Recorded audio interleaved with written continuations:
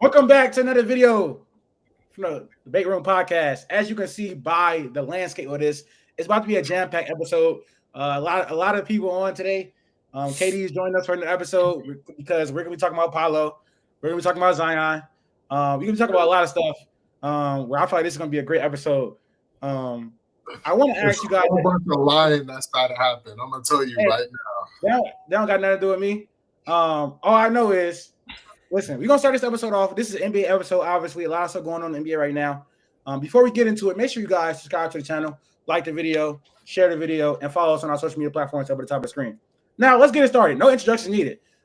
Today, a few hours ago, we got some news from Shams. I don't know how to say his last name. So Shams, basically. Sharania. Shams Charania. Shams reported today that the Sixers are consulting doctors and considering alternative options on Joel Embiid's injury. He's played barely any games this season. When he's been on the floor, he's looked terrible, a shell of himself. And this is all coming up because when they were 2-12, I said that they should tank. They should sit Joel Embiid because he is clearly injured. The team is not good enough to actually compete for anything serious, regardless if he's on the court. Because when he's on the court, they're going to have to rush him back and play him through injury and hurt an injury-prone player even more when he's clearly banged up. Two people on this podcast told me that was my worst take. They said it was dumb. They said we were wasting time. Who's the two people? They said we were wasting time talking about it as long as we talked about it because it was unrealistic and it was dumb and they were going to make the playoffs. You know, can you point out the two people who said that? Oh, it was Jaden. He said it's my worst take. He said it's my worst take ever. He said, and I quote, "We're wasting time talking about this dumb shit." Max, I don't remember that, bad. I talked about this last episode. I don't care. Max said it was dumb. And Max said we also wasting time talking about it. Now, you know, I let it sit because obviously I was going to be right. I mean, it was that you never let it sit. You would talk about it immediately when it happened. Like talking about I let it. You mute it. Never happened. You did not let it sit. You did not let it sit. Shut up. After the video, well, actually in the video, I said we're going to be looking back on this because down the season I'm going to be right, and it was clear, it was obvious because Joel Embiid was clearly injured, and the Sixers roster clearly sucked. Paul George clearly fell off. You know, we talked about it over the course of the season, and Jaden said after they beat the Celtics, it could possibly turn the season around. It could be a trend. They won 3 straight games, beat the Cavs, and then they lost 9 of their last 10. Wasn't a trend at all. They're dog shit. Like I said in the beginning of the season, the Sixers need to tank. They don't need to win another game for the rest of the season. Right now, they have the 6th best odds at getting their pick, and they have the 6th best odds at the number 1 pick. And right now, they have a 46% chance of getting their pick. And if they continue to get worse, the chances at actually keeping their pick and then not going to OKC get even better. It makes no sense for them to try to compete and squeak into the play-in or the playoffs and further injure Joel Embiid more than he already is. And that was my whole point the whole entire time. It was apparent from the beginning of the season. Jaden and Max tried to argue it for no reason. I don't know why. And I victory lapped it every single game that the Sixers lost. And I don't even know if I'm going to stop. It's based on what we hear from y'all after I'm done talking. I probably won't stop until Joel Embiid gets that surgery because I literally told y'all that this was going to happen. It was extremely obvious. But for Sixers fans, you know, Maxey has had a great season. You can take pride in that. Hopefully, when Paul George gets injured, hopefully when Paul George recovers from injury, you get more value out of that $204 million contract that was absolutely awful. And if you get a top-tier talent in the draft, maybe next year, similar to the Dallas Mavericks when they got Derek Lively, you guys can compete for something serious. But it's not happening this year, and that was apparent from Game 14 on. Do you guys have anything to say for yourselves, Jaden or Max? Okay. That's it? So, no accountability. I'm saying I talked about this. I don't remember saying that. So okay. So anybody else can talk. Now Jaden's just not here. I was talking and then you interrupted me. I talked about this last episode. Again, I I bit hard on this team being, in my opinion, when healthy, one of the best teams in the East. That just never happened. This team was not good from the get-go. So again, and I'll stand by it. Like, I'm not going to give up on a team season through 14 games. But the overarching thing for me in this, and it's tough to accept, like, trade Embiid. Like, the fact that he is never healthy, it's tough to get a top player. But it's like, and again, Latif has talked about this, saying that he's never healthy throughout the year. Like, I mean, unless they get a great supporting cast, which they already have so much money tied up with people, like, I don't see the point in this. So I get it. Having Embiid is huge. And obviously when he is playing, he's great. But like, huh? This year? Not at all. In general, when he's playing, he's great. What, like, is Embiid? Did he not win an MVP 2 years ago? Is he not, when healthy, like one of the best players in the league? Oh no, I know that. That's why he should sit out, because he was not healthy. But go ahead. What does that have to do with anything? That just is irrelevant at the point in time. I don't get what that went. Nothing, I guess. What? That was insanely irrelevant. I think that, I mean, again, Latif said this from the get-go. What's the point if Embiid's just going to be injured? Like, what's the point? He's never healthy. So, like, if you're Philly, I don't know what you do from here. You try and put money with Paul George and build that. Again, he has regressed this year. He's not the same Paul George as last year. Can he still put stuff together next year when he gets healthy? Yes, I still think Paul George is a good basketball player for sure and can still be great at times. But that contract is nasty. So I think Philly really needs to look in the mirror. First of all, they need to hope they win the lottery. They need to hope that they can move their draft pick up and they don't slide down, because right now you are right on the brink of losing it to OKC. So they got to take a long look in the mirror and figure out what their future is. I think the only person who stays on that team guaranteed long-term is Tyrese Maxey and whoever they draft with this pick. Or even if they draft, they might trade it. Who knows?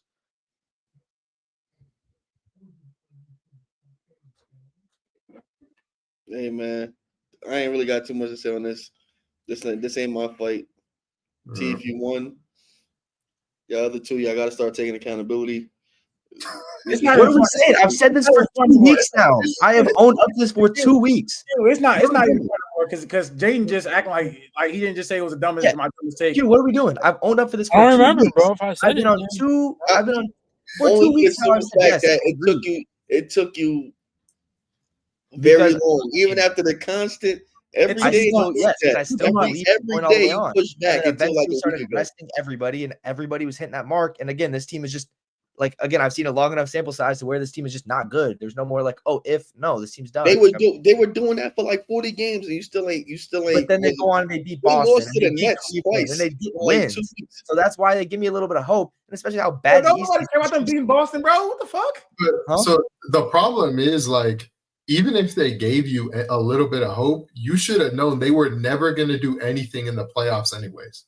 That should, like, 100%. But that's George in the playoffs.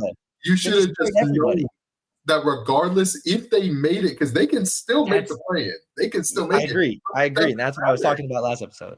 Like, it doesn't matter if they make it, because they're not going to do anything. And that has always been the case from the get-go. Blow up the team now then. That's, I guess, my thing is like, this team you don't blow up the team. You do not blow up the team. You get your draft. And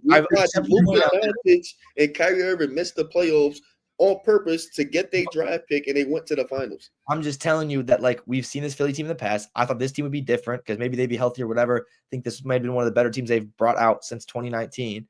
And again, like, the supporting cast just did not look like anyone could play. And again, you didn't have Embiid there, but like, this team just looked bad everywhere. So, like, if Embiid's not going to be healthy, like always, which I agree, and your supporting cast is not good, like, what's the point?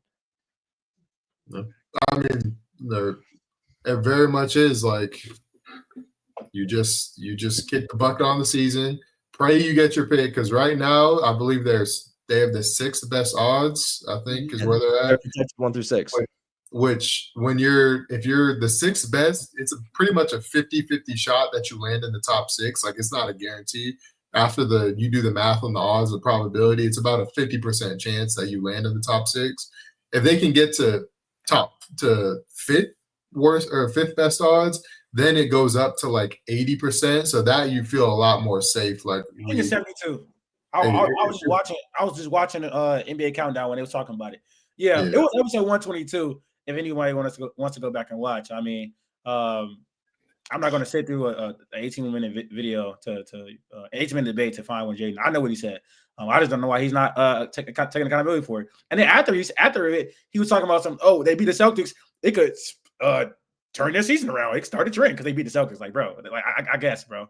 I guess they proceeded to lose like 11 of the last 14 after that. So I mean, that was clear that was going to happen. The team is not good. It's just basic math. I mean, what you talked about regressing to the mean, but there's also like a flip side to that. So, yeah, you could how can I explain it in statistics? You know, I love math. I don't know So why he's some mathematician. I just want to explain it. So let's take Patrick Mahomes, for example, right? Let's use What are Patrick. we doing, bro? What are we doing, bro?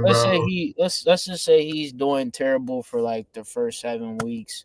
His passer rating is just abysmal. You would expect at the second half that he would raise his ceiling to at least have average out his passer rating. So it's always a flip side. So you were talking about the regressing to the mean, and I just thought that could be a trend, and they could, come back and be a decent team. I don't see how that's crazy, but it's simple math, bro. I'm not gonna lie.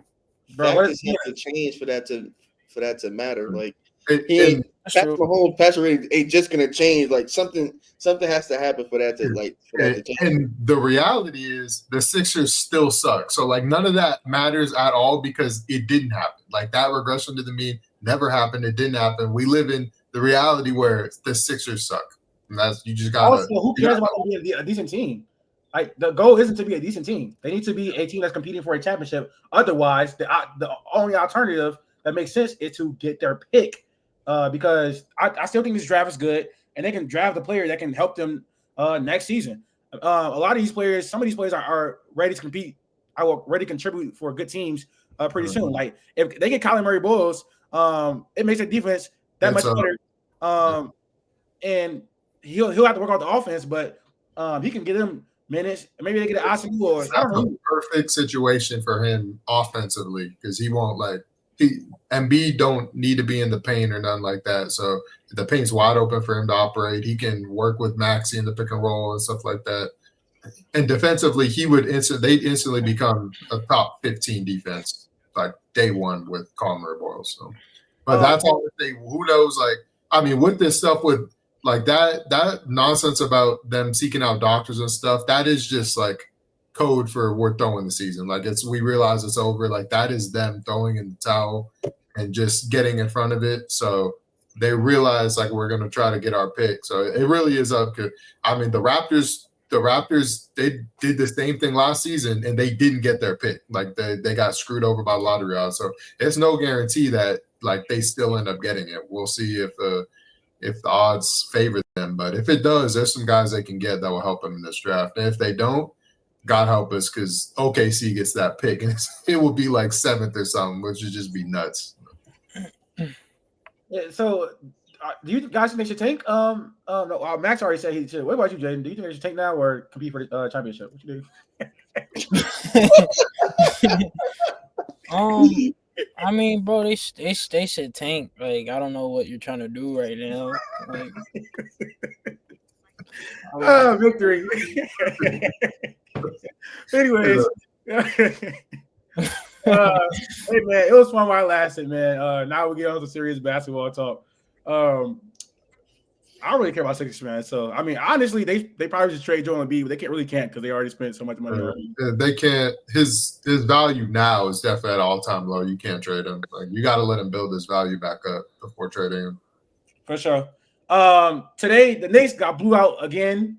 Basically by another contender. They are now 0-7 against the top 3 teams in the league. That's the Thunder, Cavs, and Celtics. I'm gonna start off with Q. What's the Knicks ceiling this season? Do we think they can, compete at all in the playoffs? Should they regret trading for Mikal Bridges, trading for Cat, and signing OG to a 5-year, $212 million contract? They're a second-round ceiling. I think right now if they match up, they go into the playoffs. They probably see Boston second round. I would say they're gonna lose. I'm not gonna say quicker, but probably an easy 6 or a hard 5, one or the other. I don't think they should have regret trading for Cat only because they were gonna let Julius Randle walk anyway. I they got the better player. Was great this year. Obviously, the defense took a hit, but Julius Randle wasn't providing nothing on that end anyway. It just sucks that they couldn't keep Hartenstein, and Mitchell Robinson is like unhealthy. I would have never traded 5 first-round picks for Mikal Bridges. I don't think that was the move to do. And a bunch of Knicks fans like, you pull the trigger, we got picks, we could do. You used it on the wrong player. Like getting another player like Mikal doesn't like really move the needle for anybody, in my opinion. I've been saying that for like 2-3 years now. He's okay, he's decent, but he's not like what they needed to be better. They lost depth. They lost the grit. No defense, like I said before, so they're just stuck in a hard place. They're probably gonna be an all-in move that probably fails, continuously for like the next 3 years. So kind of wasted their time. Jaden, what do we think about the Knicks? Yeah, I would probably say second round ceiling. I don't think there's too much else to say that Q didn't say. Just defensively, that they're not good enough. I feel like the past few years when we talked about the Knicks, we always were like saying they're a superstar away, and they didn't get that superstar.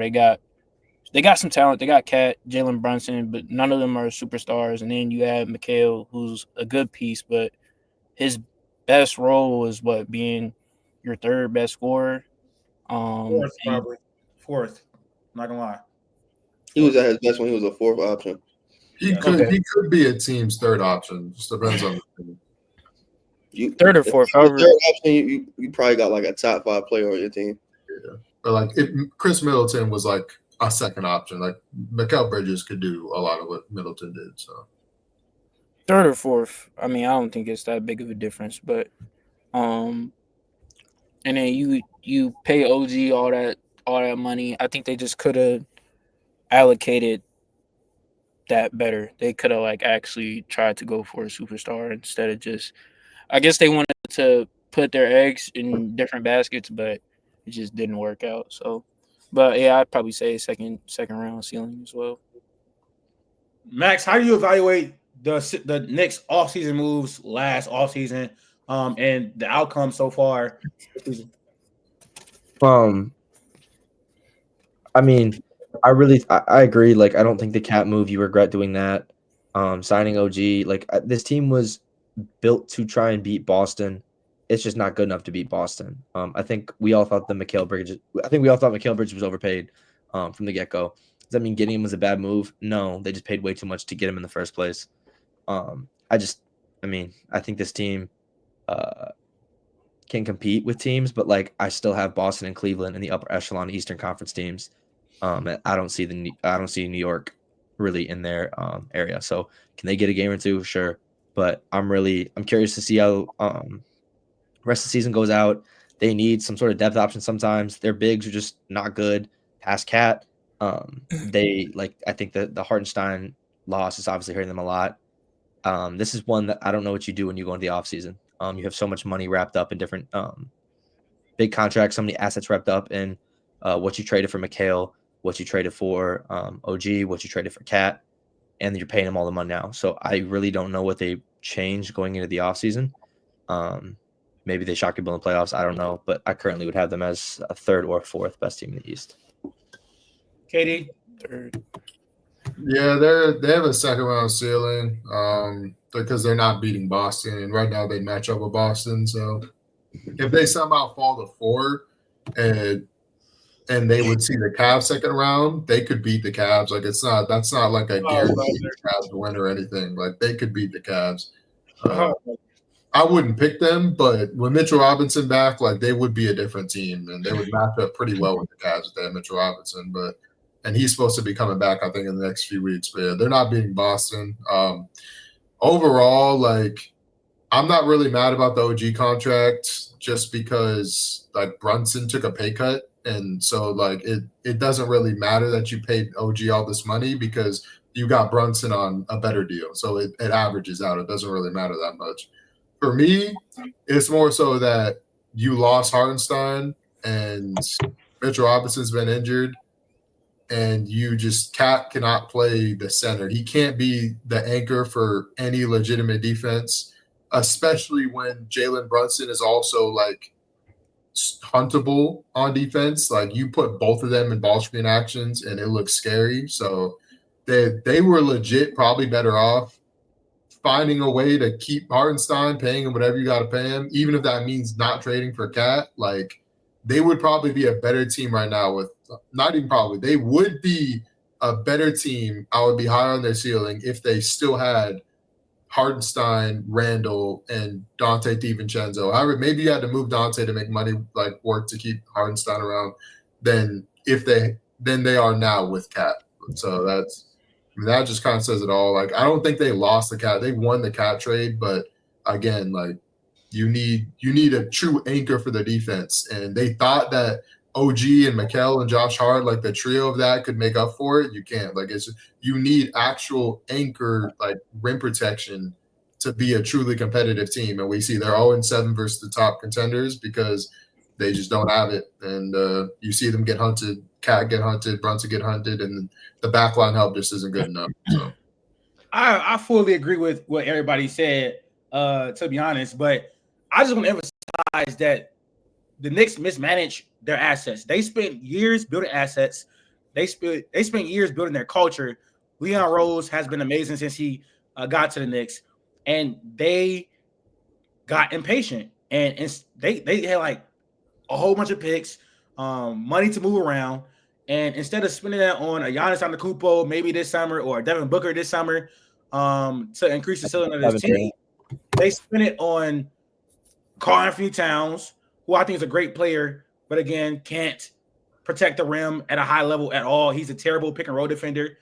They spent 5 first-round picks, insane, and a pick swap on Mikal Bridges, who could have got Jimmy Butler for one first. That's true as well. And Mikal Bridges has regressed to an insane amount on defense. He is not stopping anybody serious on the perimeter. And then they also gave $212 million to OG, which was also just dumb. I understand that Jalen Brunson took the contract, but you overpaid for OG a lot. That was like not smart at all. And for Jalen Brunson, man, goddamn, you took $100 million pay cut, and the ceiling is still the same. That gotta hurt a little bit. I know ceiling is lower. Ceiling, I think ceiling is lower. Ceiling is probably lower, and I don't know if they're gonna actually take care of him when he gets older, because if he's not the same player at like 32, 33, then I just don't know. He has connections with the front office, like Leon Rose and all that. So I'm sure he's gonna get taken care of. But I don't know. I don't know if he's gonna get. Gotta be some under the table taken care of though, because at 32 years old, I'm not giving him his 10-year and like that 10-year supermax. No, I'm not giving him that. No. The Villanova Knicks is probably like the worst shit that ever happened. Like that was like the worst storyline or something. Like really the silliest. Let's get all these 4-year starters out of college and put them together. They were 4-year starters for a reason. Like that was stupid to me. And if Jalen Brunson could take less, you should have made OG take. OG could have took a haircut. He could have got 170. You could have had money to give Hartenstein for 2 years, and you would have still had him. If Jalen Brunson taking less, everybody else got to take less. I don't care about trading for OG, so now you got to make him happy. That was just stupid moves. Yeah, I think they went all in on a roster that is not going to compete for the next 2-3 seasons for an actual championship. Because as long as Boston, I'm not going to go as far as say next 2-3 seasons. They still got picks. They can still make moves. Like I personally feel like as long as Boston, like this current roster, as long as Boston is Boston, they're not going to win. But Drew, that's what I'm saying. I think Drew and Porzingis is probably what 2 more years. Drew is already falling off this year, so it's like another year he could be completely washed. Like who knows? Porzingis, for him, it's not really a washing; it's injuries. Like you don't know if he's going to stay healthy, and the older it gets, the less likely he's going to stay healthy. Like I don't think Boston has like some like 2 to 3 year like we're going to dominate type of window. Like it could be as soon as next season where Drew's washed and KP just can't stay on the floor, and then the East is pretty much wide open. So. Yeah, I'm still taking the Cavs over there. I'm not gonna lie. But hey, that's enough about the Knicks. I think everybody got their 2 cents in. Another team that won big today, the Warriors. They're actually 5-1 since the trade deadline. I had to update this. I had to update it. Yeah, you can talk. You can go ahead. Jaden. What's your thoughts on? Just go ahead. Oh yeah, actually, I don't really want to get my thoughts on the trade, but when y'all talked about it, like I didn't really get a chance because I was in class. But I think I did, so I'm gonna just go past it. Them being 4-1 or 5-1, it just doesn't move me. The strength of schedule just hasn't been good.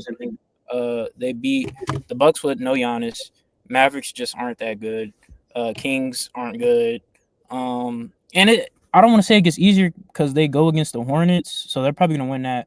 Magic lose. Sixers probably gonna win that. Hornets. So I'm not gonna lie, bro. The strength of schedule isn't that great, but yeah, like it doesn't really move me or anything like that. Like I don't see them making any moves in the West.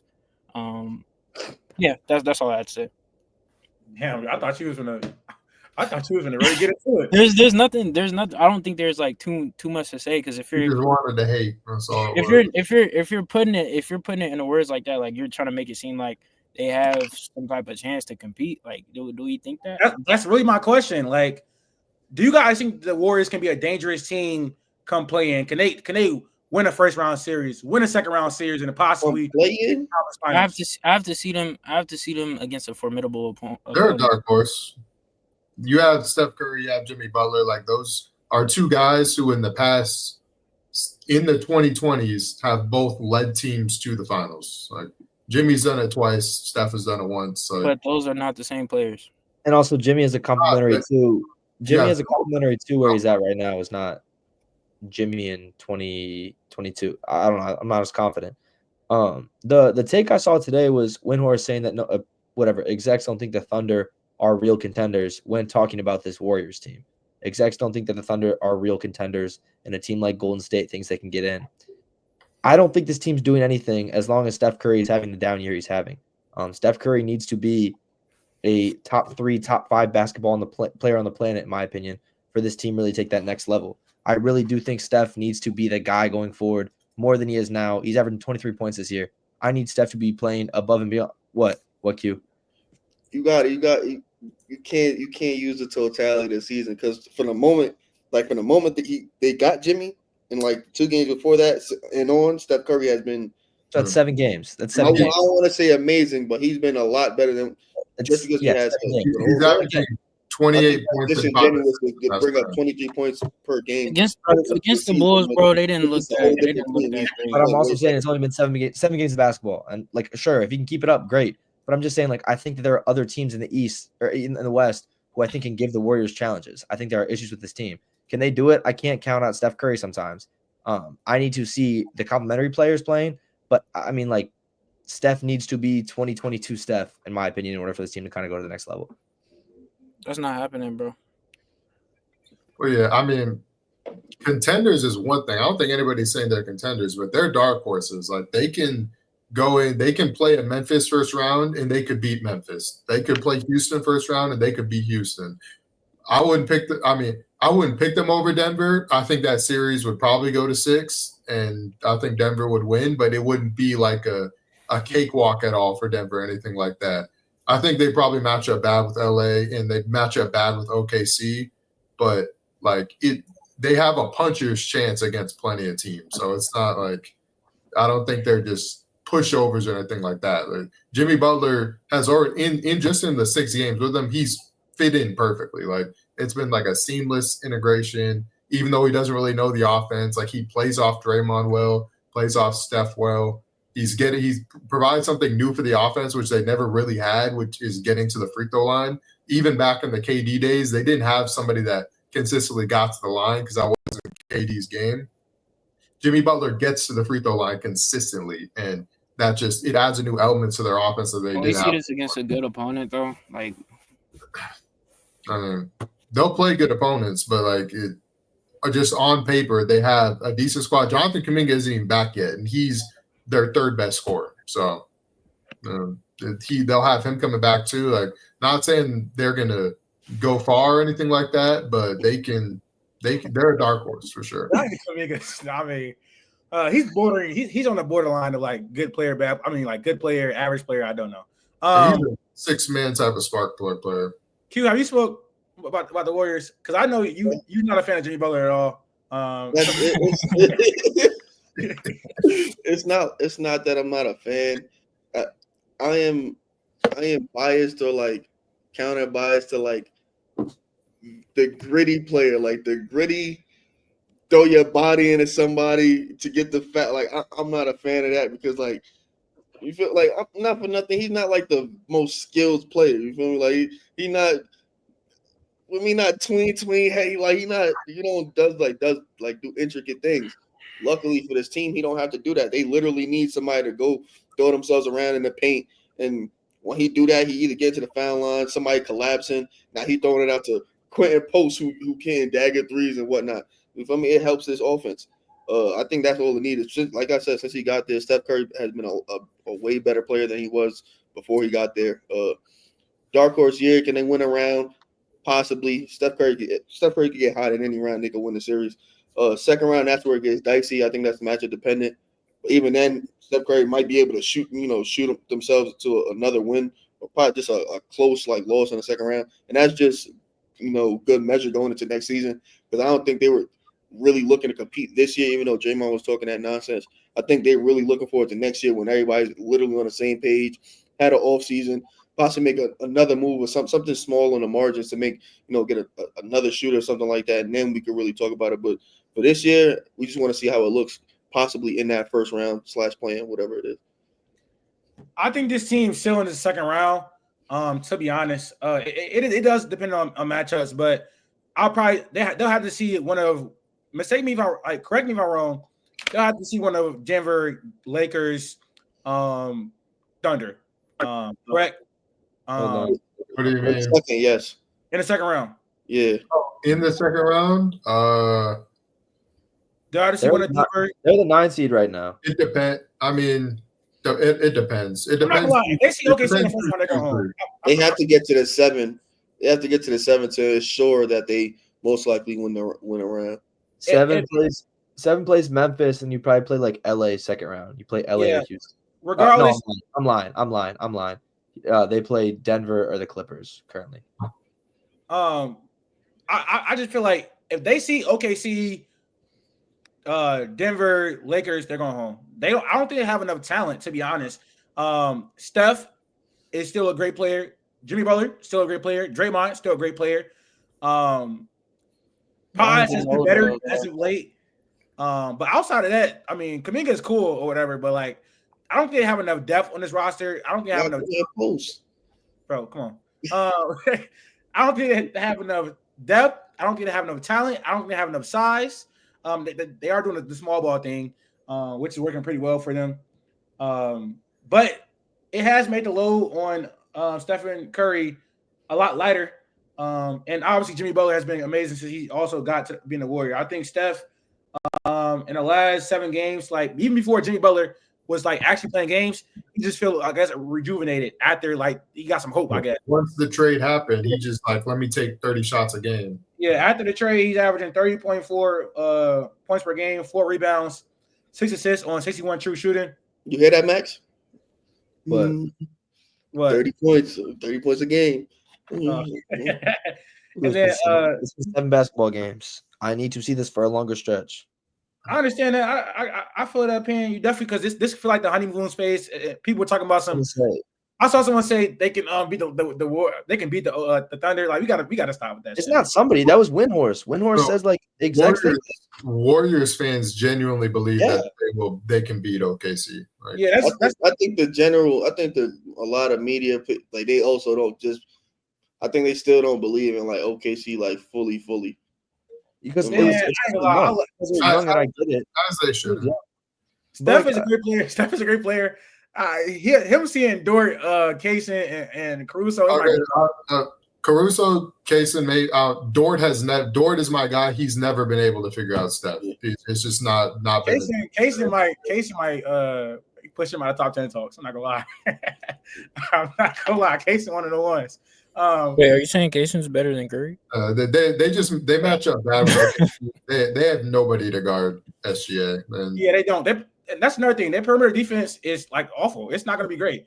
I wouldn't say it's awful just because you got Moody and Jimmy, but it's more they don't have like it's kind of like OKC. OKC doesn't have true wing defenders. That's the same for Golden State. Who is that POA? Gary Payton? Gary Payton, Moses Moody, solid. Pods is solid. Can't be Jimmy because they use Jimmy to fly around. Jimmy, exactly. So they got Kuminga, but Kuminga don't have to lock in. Got to be super. Kuminga's not he's good on ball, off ball. He's atrocious. But yeah, if you don't want to, he don't ever got to worry about nothing on ball. Yeah, I see a lot. I see a lot of like the media and NBA fans like trying to be a little bit edgy about the Warriors. Like, oh, they can like they're going to lose in the second round. I mean, they're showing respect. You're showing respect to Steph, and you're showing respect to Jimmy Butler. But yeah, like you said, they're very much this is kind of a feel it out year. It's looking that come this summer when they can actually get a wing defender that can start for them type of stuff. That's when like you can really start to take them serious going next season and beyond. So go ahead. Hold on before I say it. I want to make sure we're not touching on it next. Yeah, I mean we're talking about this team next, but these two teams in the same spot. Who do you guys think go far this year? It's obvious, correct? But Golden State and LA. The Lakers, yes. Well, what's the question? Golden State and LA. Who do you guys believe in to go farther? Yeah, I don't think that's a problem. I'm not gonna lie. Now that's a dumb question. The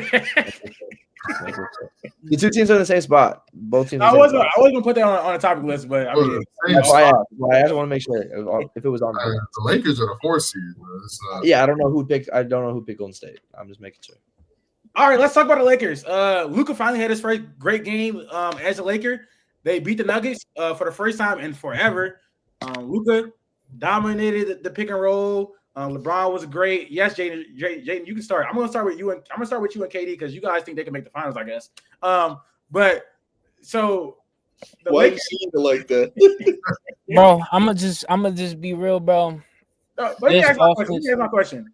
Now that Lakers are fully healthy and Luka is playing great again, how far can the Lakers go in the playoffs? I'm gonna start with Jaden.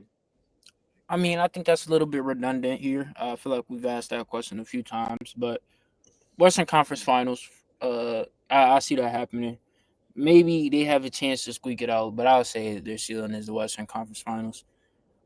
I'm gonna sound like a broken record. Their offense is just elite. Like it's going to be elite. If it's going to flow a lot better.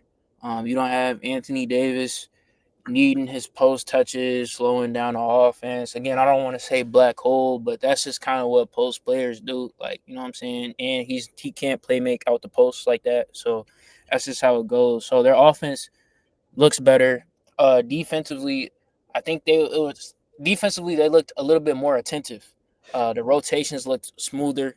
It looked better. I don't want to say it looked better, but it looked better. This team could really do damage. Like, it sounds crazy saying that somebody of Anthony Davis's defensive caliber being off the team like help their defense, but that's I don't know. That's what it's looking like, bro. This Lakers team is dangerous, bro. It's dangerous.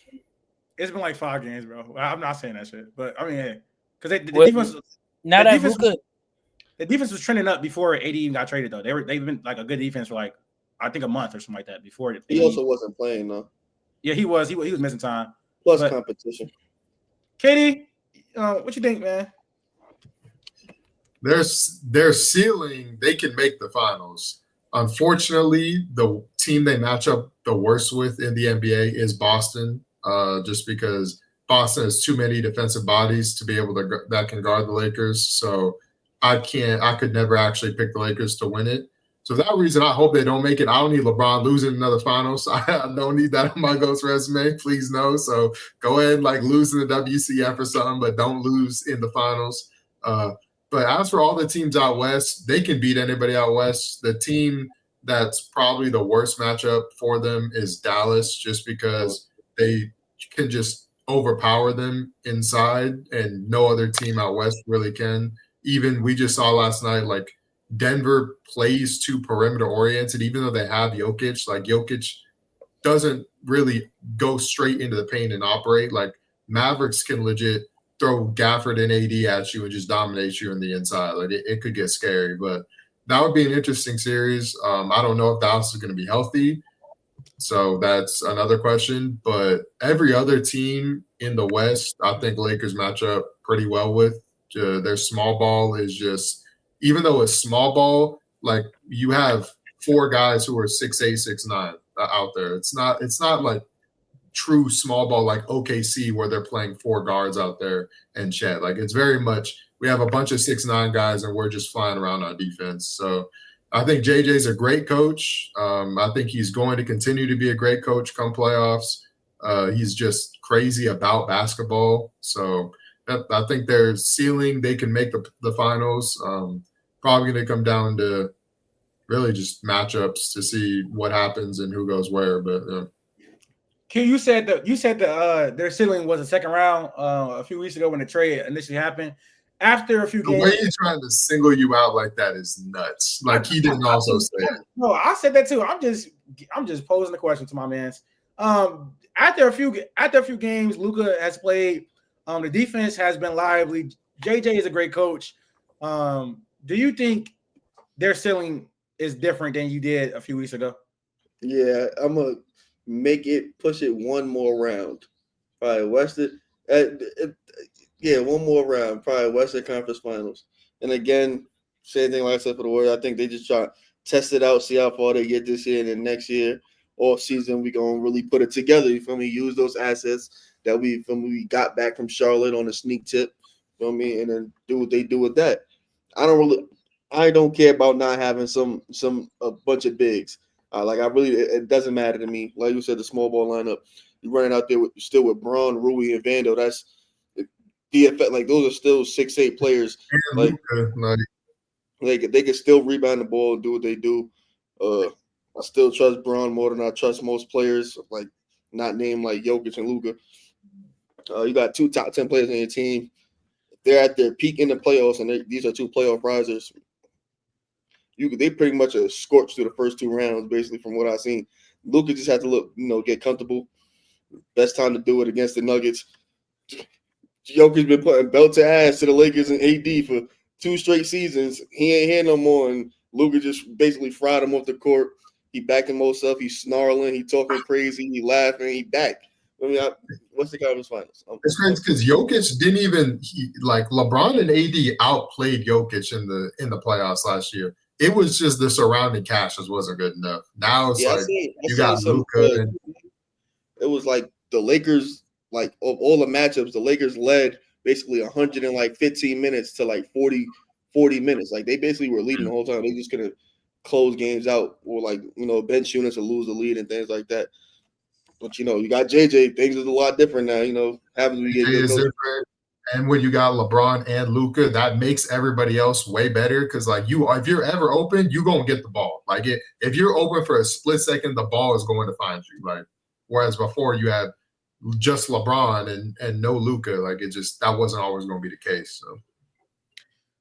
So, I'll say I agree with you. I do think that they can beat any team in the West outside of OKC. Not moving off that. To be honest, I think OKC is clearly the best team in the West. Historically great net rating, historically great defense.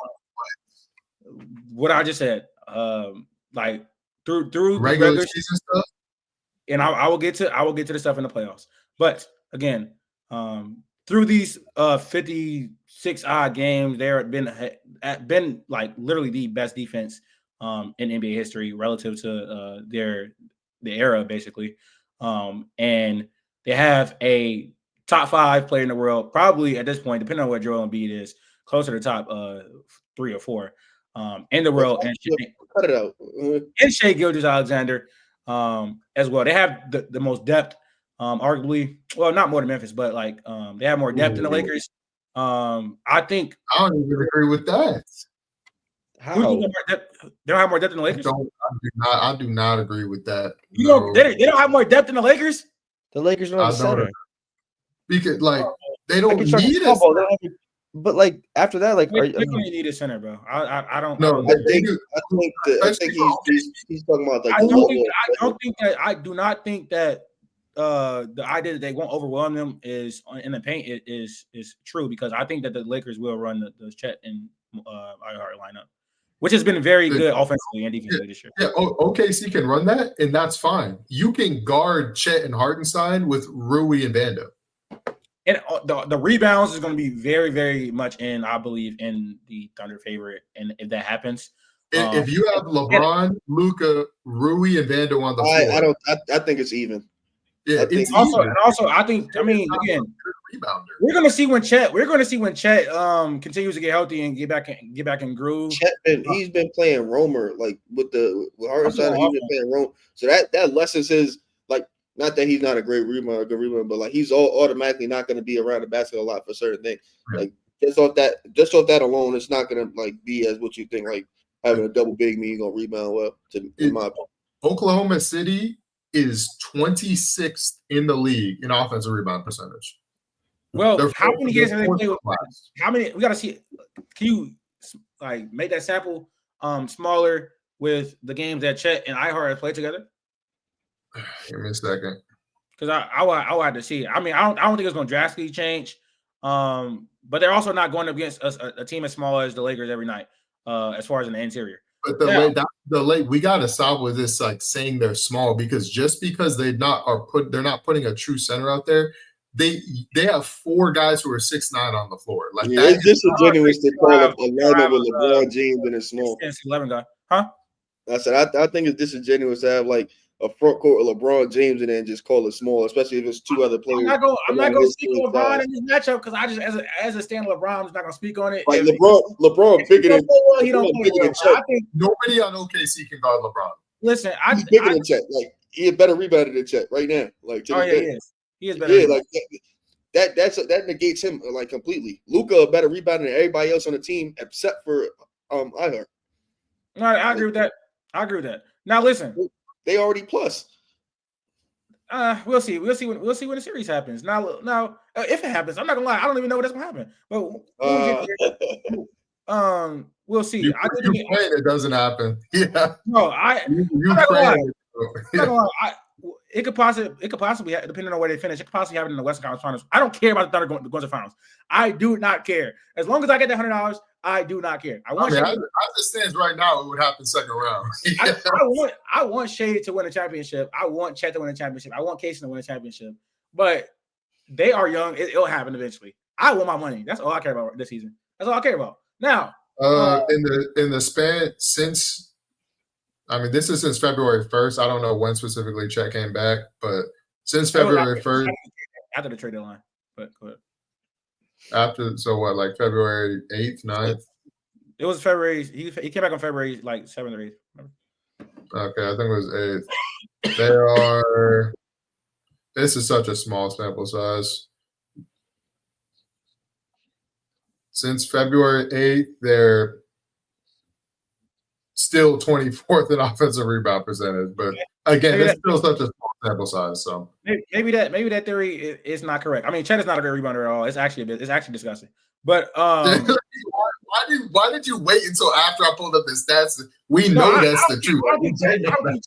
I don't think Chet is a great rebounder, but when you have him boxing out and then Ihart getting rebounds or the inverse, I think it does help against a team like again the Lakers.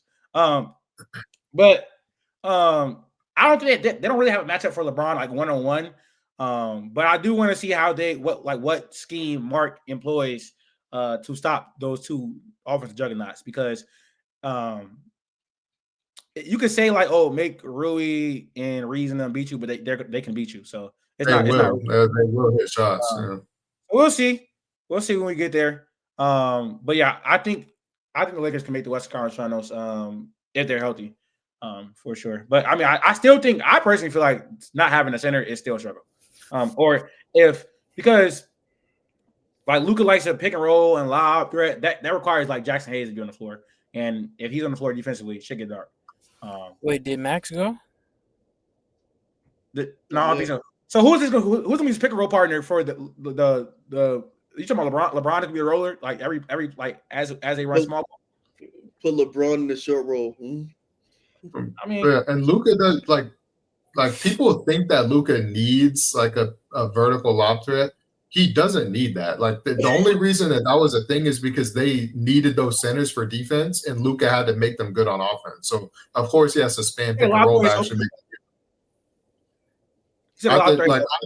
that those Kleber lineups were just as good. Like Kleber, PJ Washington, 4 or 5 lineups were just as good. Kleber obviously wasn't healthy, but like I think those lineups could have been just as good. As Luka can score, however, like he doesn't need to be running pick and roll to score. We seen it last night. He just fried Denver. Like in ISO step backs, like it just don't matter. Oh no, they got Kaysen. Max. Max, what are you thinking, man? I've been going back and forth on this because I think it's so tough to doubt Luka and LeBron on this team right now, especially with how Luka looked good last night. Obviously, their potential on offense is insane. I originally said a second round exit is their ceiling, or the second round is their ceiling. And I am going back and forth on that. I don't know. I really don't know, because I personally am nervous about the center position being Trey Jameson, Alex Len, and Jackson Hayes. No matter who you go up against, I think any matchup they have will have better bigs than what LA can bring. I understand your small ball line. There's no big in the league better than Jokic. Like there's arguably no big ever better than Jokic offensively. Like, and we just see, obviously it's one game, but like we see what happened. We saw one game. We saw one game. So can we please see more than one basketball game? Inside, like it's nuts to me.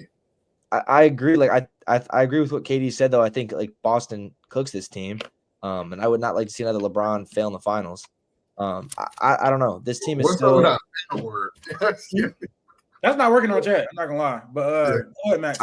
I don't know. This team is still a little of a question mark to me, because again, it is so crazy to doubt LeBron and Luka on the same team, because with what Luka did last night, he can go out and do that game to game basis. Like Luka can go win you a basketball game, and he showed he can do that. He played amazing in the playoffs last year. LeBron plays amazing in the playoffs every like. This team could go off. Their offense needs to be insane. They need to bring great wing defense. That needs to keep up. JJ was amazing in the West Conference Finals. But yes.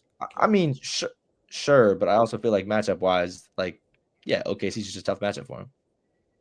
Was he bad first round? I don't think he was bad first round. He was bad until like the last 3 games. Luka really was not good until turned up and then won. Yeah, but he was. I'm not harming. 41% like for the field. I'm not faulting one. He has shown to be a good platform in the past. He has shown to be a good platform in the past. So I'm not worried about that. No, he's a great player. OKC is just a tough matchup for him with the amount of guards we have to go defend them. So again, they beat us. It doesn't matter. But yeah, I really don't know what to say about this team sometimes.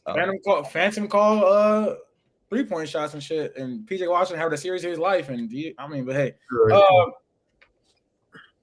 Okay, we got a little. I think we need to get to the most important part of the episode. We're getting there. I think you will be. Enjoy this part of the episode. The last. No, I thoroughly will. Now, KD, I have to ask you a question. I mean, I don't even really want to get into the Zion thing, but we're gonna bring up.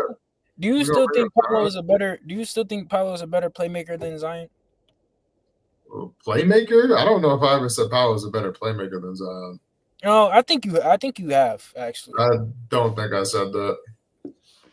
Latif, am I lying, or was that you? It was probably me and Q, not KD. I'm not gonna lie. Oh, okay. No, I definitely knew it was one of you guys. It was. Do you think that's true? Do you think that's true? Do you think that's true? No. Okay. All right. But okay, let's actually get to the real topic at hand right now. Paolo Banchero, number 1 overall pick in 2022, heralded as a top 20 player by a lot of outlets. I got him at 9. I think were you not one of those outlets? Yeah, he had him at 23. So not top 20, but I didn't. But I mean, he wasn't an extremist, I guess, because he had him 3 spots above 20. That's not the point. That's not the point here. Latif's never wrong. No, just early. Me, like coming to a realization about Paolo is admitting that I was wrong about him last year. But we gonna get to that point. I'll speak my piece when it's my turn. I want to open up the floor to you guys. How concerned are you guys about Paolo's struggles this season? Because he's been awful. To keep it pretty short. This is open to anybody. Actually, I'll start with Q because I want to hear his unbiased viewpoint of it because everybody else here is biased besides Max. I guess he don't care. But Q, Okay. If I had to like put it on like a scale of 1 to 10, it'd probably be like a 3. What's nervous? What's nervous? What's not nervous? What's nervous? What's not nervous? 10 is you're nervous. 10 would be like I'm nervous. 1 would be like it's I'll be like a 3, 4 at most. Like obviously he got hurt. I blame the front office for a lot of the missteps and the flaws. Not really the flaws in Paolo's game, but just like the ability to cover it up or like aid and assist in not making those things glaring, like getting a true point guard, facilitating point guard, or like a perimeter oriented like scoring guard, like even if it's somebody like an Anthony Simons. I'm not asking you to go get a Trae Young or LaMelo, but Anthony Simons just enough provides a little bit of space and enough that you could operate a little bit better, because he does get stuck doing the same type of shots. Like those shots in like especially in the regular season, they're not really like the best shots because you're not getting the best spacing, and like the game not dictated for that. Yeah, he obviously he does have to get better at certain things like shot selection and things like that.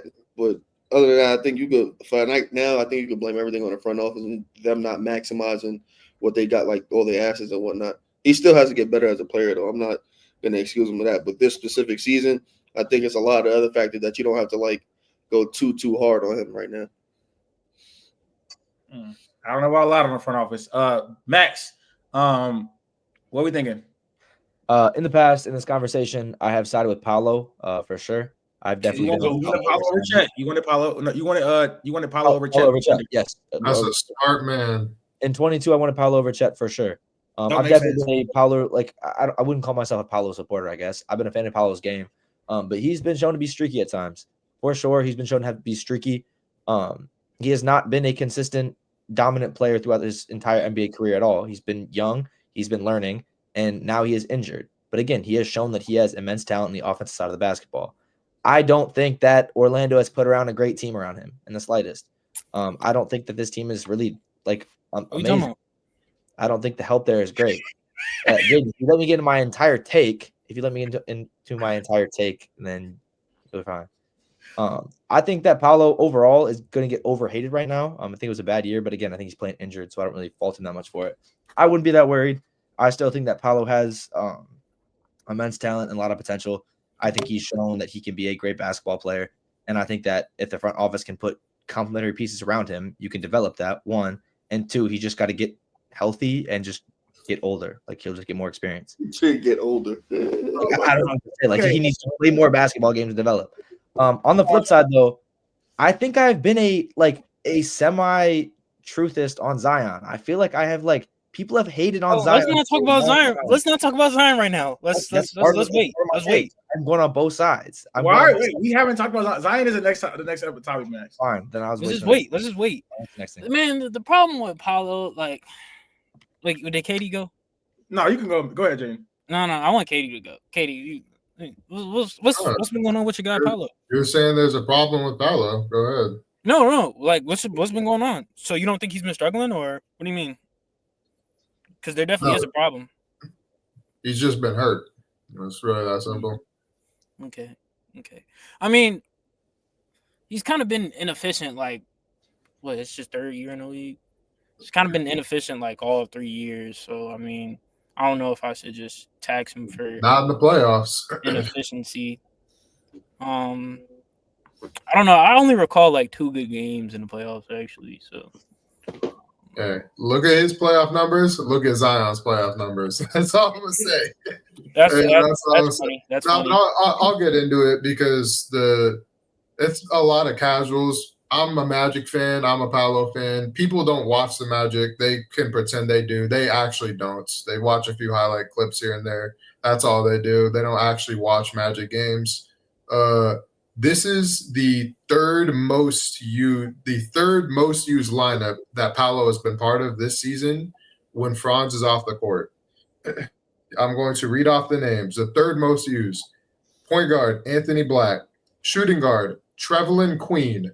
99.9% of basketball fans do not know who that is.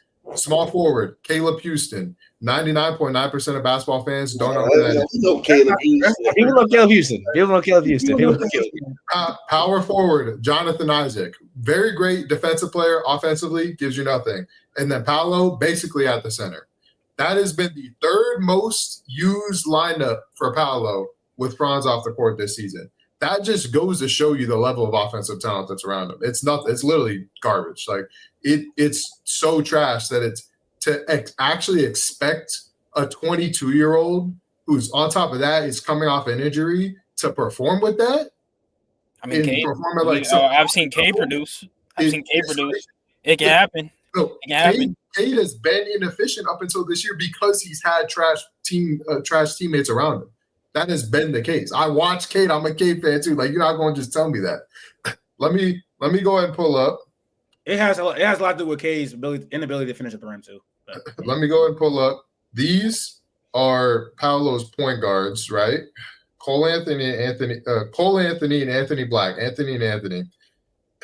They're both as pick and roll ball handlers, frequency-wise, 90th percentile. So they handle the ball a lot in pick and roll. In terms of pass creation quality, Cole Anthony, 26th percentile. Anthony Black, 31st percentile. He does not have an actual playmaker in the pick and roll. He doesn't have one. Do you know who this kind of sounds like? But another guy is very efficient, though. But it's cool. Okay, so I'm glad you brought that up because the fifth best offensive player on the Pelicans would easily be the third best offensive player of the Magic, and it's not close. It leaps and bounds like better offensively than the next best guy. Leaps and bounds. Who's the fifth best offensive player on the team? Probably Trey Murphy. Unless you want to say DeJounte Murray is the fifth. Like Trey is probably like the second if we being real. Zion, Trey, DeJounte, CJ. I guess y'all traded Brandon Ingram, so he don't really count no more.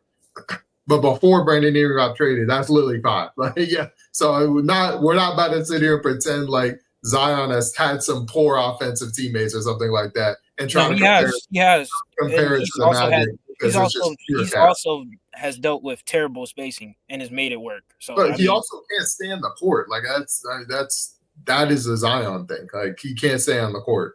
All right, cool. I mean, that's where we want to go with it. I mean, bro, the thing is, wait, we might as well just get into the Zion thing because I just don't think there's. No, I'm not. No, I haven't said a word. Yeah, we're not done because I still have to talk about Franz because Franz is going to be brought up here. So the thing with Franz, right? He has a very, very good regular season skill set.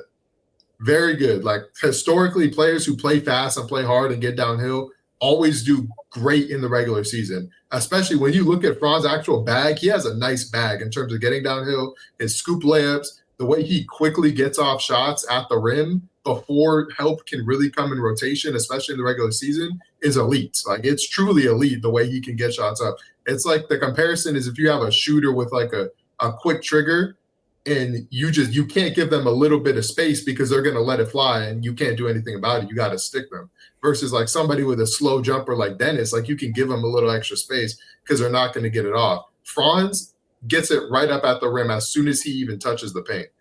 So that his skill set is pretty much tailor-made for this Magic team that has poor spacing and just kind of plays around defense and just transition and getting downhill. Does that translate to playoffs? I don't believe so. Historically, it doesn't with guys like Westbrook, John Wall, guys like RJ Barrett, things like that. Historically, it just doesn't really translate to playoffs.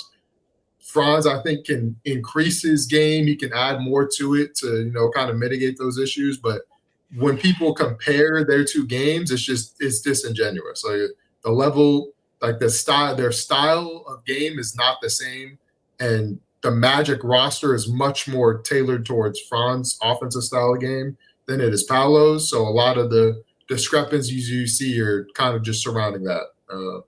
I mean, Franz is as for who's a better player, I mean, I personally weigh playoffs about 70% and regular season about 30%. And from what I have seen in the playoffs, it's not like it. There's nothing Franz does in the regular season, at least so far, that could elevate him to where I've seen Paolo do in the playoffs, especially given what I know Paolo can do more of with this game if he's actually given like the right teammates, given a ball handling guard, if he can operate in the short roll as a pick and roll man. There's just so much more that could be opened up in his game that just isn't, because the front office, like I think Q said, has just not done their job and surrounded. What about defensively?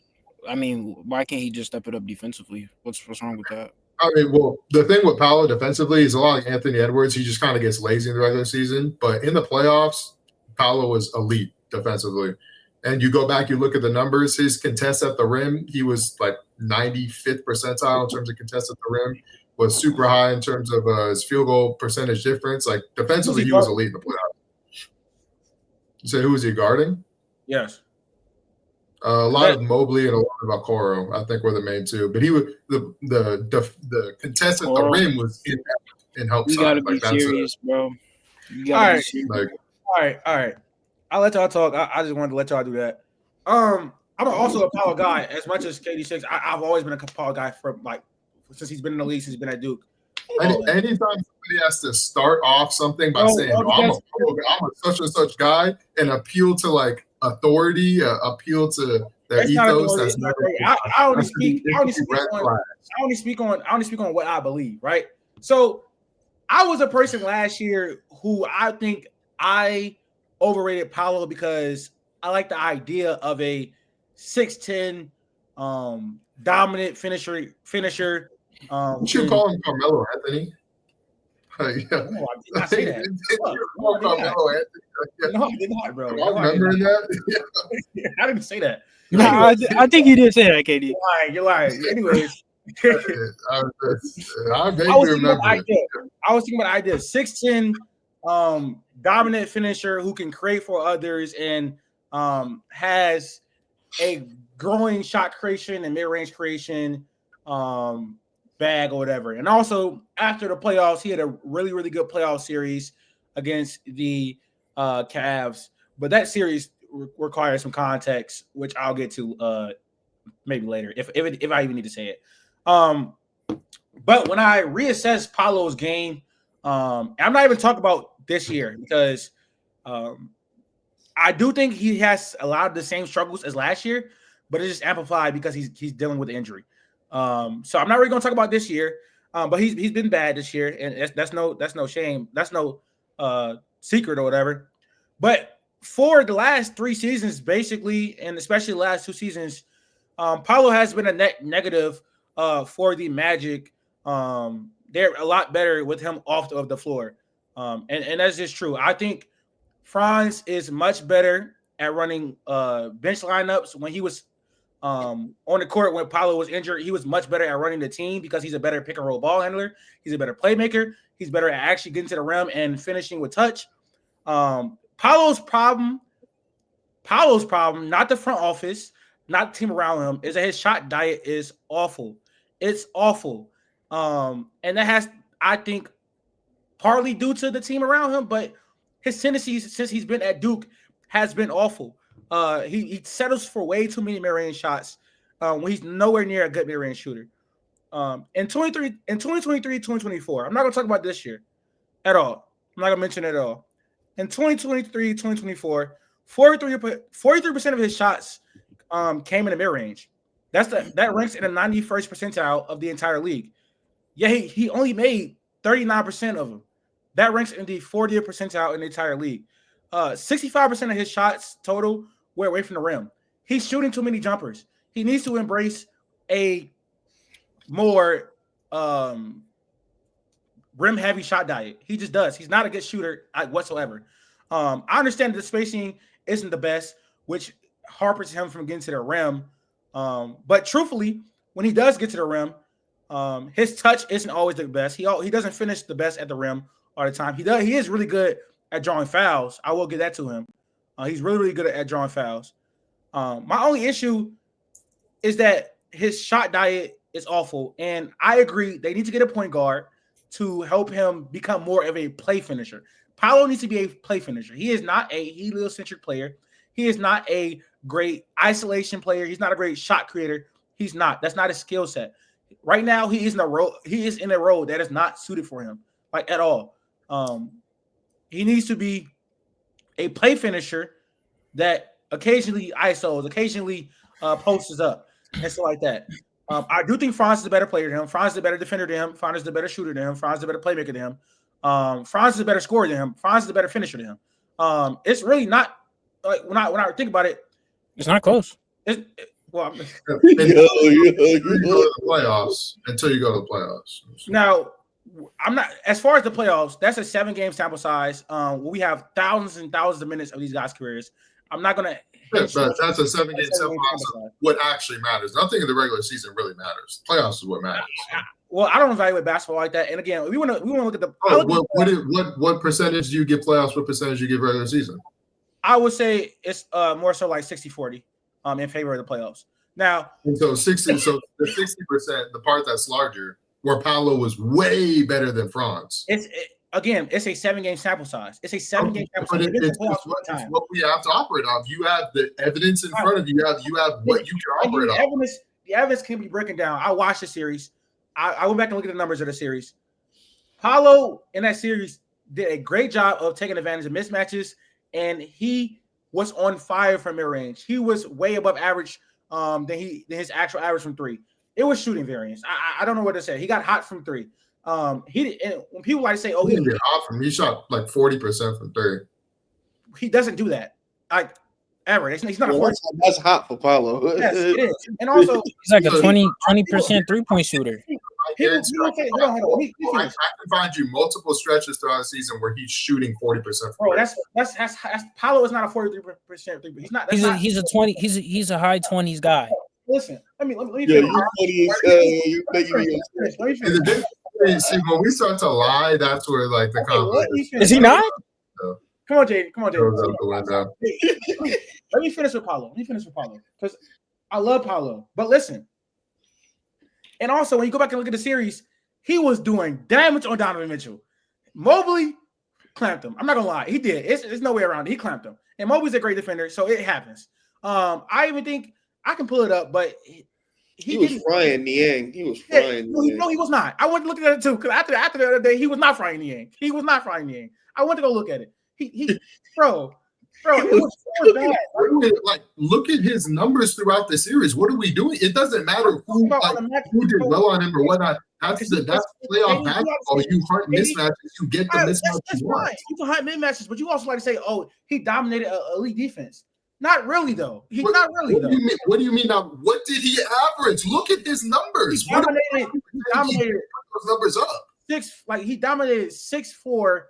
Donovan Mitchell, and he got hot from mid-range. Here's where you just lost me. Because you started this by saying, I like the idea of Paolo Banchero, 6'10", can dominate mismatches. But when he does that, when he uses his I didn't say that. I did not say that. You act like that's a detriment to him. That makes no fucking sense. I did not say anything about mismatches. I said dominant rim finisher. I didn't say anything about dominant is to find your mismatches and dominate them. Okay, that's what you're a mismatch. You look at this series, he was uncharacteristically hot from three in the mid-range. That's why I'm not putting so much value in the sample size when he was hot from before. He's a playoff riser. Like, what are we doing? He's a playoff riser after one series, bro. We gotta be serious. We gotta be serious. It's 7 games. Obviously, anything to tell me he's not. Bro, that's not disingenuous. I have the evidence of to go off of. He's a playoff riser after one series, bro. Men lie, women lie, numbers don't lie. It's that simple. You gotta be serious. Like, in the second round. You're not being serious. I thought we was gonna have a good debate, bro. Answer me this. Would he be in the second round if a certain somebody didn't shoot 1 for 15 in a game 7? Just answer me that question. You can't do that. You can't do that. No, if Darius Garland was better in that series, the series don't go 7 either. It could have been in the second round. It could have been in the second round, yes. If somebody didn't shoot 1 for 15 in Game 7. The worst Game 7 performance of all time. I'm not putting all that stock. I'm not putting all that stock in a 7-game series where Paolo got hot from mid-range in 3 over thousands of minutes of regular season basketball. I'm not doing that. If it was a larger sample size, then cool, I could do it. 7 games, not doing it. He was 16 to 50. He was 16 to 50. He was 16 to 50. It's called selective bias. He was 16 to 50. It's called selective bias. He was 16 to 50. That doesn't matter. That doesn't matter. He was still elite in the series. It doesn't matter if he didn't score. He shot 55% from 3 on Isaac Curl. On George Niang, he was 1 for fucking 11. Oh. No, I lied. He was 11 for 22. I just lied. That was bad. 11 for 20. So he actually did fry George Niang. He was 11 for, like, it's fucking George Niang. Like, he fried their worst defenders. You don't even know his stats. Like, you don't even know the stats he's reading. I don't know how we're supposed to take it. I'm literally looking at it right now. Wait. I'm confused. And then you say he did fry George Niang. Which is it? You don't even know what this right now. He fried their worst defenders, though. I'm not trying to change the subject. I'm not trying to change the subject, but which is what's the higher percentage? 18 for 30 or 11 for 22? 18 for 30. Okay. Do anything, bro? No, because we were talking about someone against a certain matchup the other day, but we can move on now.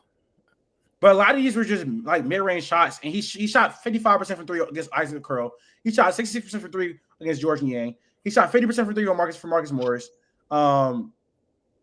He also had He had 38 points on Curl. He had 25 points on Niang. He had 20 points on Marcus fucking Morris. He had 28 points on Donovan Mitchell. A lot of his points, again, all credit to him for dominating mismatches, but I'm not putting stock in a series where he it's cool. He played well in the playoffs. It's what you like to see. It was a 7-game sample. I'm not putting that over thousands of fucking minutes of regular season basketball where he was inefficient from mid-range, inefficient from 3-point line, and probably an average playmaker, maybe a little bit above average for his position. No, nobody said you put it over. You take both into account. I am taking both into account. And I took both into account, and I saw that he had shooting variance. He got hot from 3 points over a 7-game series. It's such a cop-out because – and also, let's talk about defense. Paolo is an average defender. Sometimes he's below average. Defense matters too. If you're not going to be a hyper-efficient offensive player, you have to be much better than he is defensively. The reason there's a hole in that logic is because the Magic are a top 3 defense last season. Because of Paolo Banchero? No. You don't have a guy who plays 30-something minutes a night on your team. You talk about Shea all the time. We talk about he's the best defender on the Thunder, and he's actually a positive who actually is a great help defender who actually gets steals, who's also actually a great defensive player. Paolo is not like he is the worst. He's not. Nobody has ever called Paolo a great defender ever. He's not a good defender. He's not even good. He's not a good defender either. He's probably average. I already said exactly what it is. He's just lazy in the regular season. How good of an offense is different. How good is it? You have 7 games to go for that. That's not good. Hold on, bro. I'm tired of the picking and choosing, bro. I'm tired of the picking and choosing. How great is Paolo's offense? Truthfully, what we've seen so far. How great is it? Huh? What? Paolo is 22 years old. Paolo is 22 years old. There's a whole right now. I'm not saying he'll never be a great offense player. How great is his offense right now? Are you asking me what on a scale of 1 to 10? Like, how do you want me to quantify how good his offense is? 1 to 10. Consider 1 to 10, right? I'm not taking into account that he's been worse this season because of his injury. I'm not talking about the season. Yeah, I think his offensive game probably a cool 7. I think that's fair, but I think it's a 5. But we can really talk about it. We can really talk about it. It's So not a 5. no. Look, I think how big of a gap do you think it is between Paolo and Franz? On offense? Both of y'all. I'm asking both of y'all. Now, in general, as players. Because, I mean, there needs to be a disclaimer here. I evaluate players from a standpoint of winning a championship with if I think they could be a 1 or a 2 or a 3, et cetera, et cetera, et cetera. Franz's style of game, I believe, is very difficult to win a championship with because he needs the ball, but he's nowhere near a good enough like on-ball player to actually be like a 1 or a 2 on a championship team. So that weighs in heavily for me.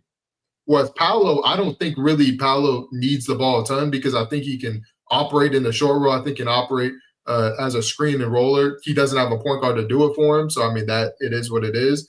But his game is very versatile. He can operate out the post. He can operate in ISO. He can operate the pick and roll himself. There's so much that he can do with his offensive game. A lot of it hasn't been explored that can lead to winning a championship. Kind of like Jason Tatum in terms of like Tatum can do so much on the court, like that even if he's struggling at one specific thing, there's so much else he can do on the court. That's how I view Paolo. And Franz is a lot more like kind of like Jaylen Brown, if I'm being honest, where it's like he can do this one thing, get downhill, attack, and score, and he can defend at a high level. But beyond that, they can't really do much. He's a much better playmaker than Jaylen Brown, clearly. Oh, come on, bro. Come the fuck on. Compared to Jaylen Brown when Jaylen Brown was Franz's age, yes. But wait, did we just compare Paolo to Jason Tatum? Okay. Because he definitely, I don't know if we were just talking about offensively, but he definitely doesn't have the defensive versatility like Tatum. So what we doing right now? Okay, my opinion. Paolo has shown me nothing. Paolo has shown me like he hasn't shown me a lot to really like project him as a number one champion on a championship team. I would have to see his efficiency go up. I would have to see his jump shot become a lot better. I would have to see him improve as a playmaker. Yeah, you heard it here first, y'all. Averaging 27 on good efficiency in the playoffs. It's 21-year-old.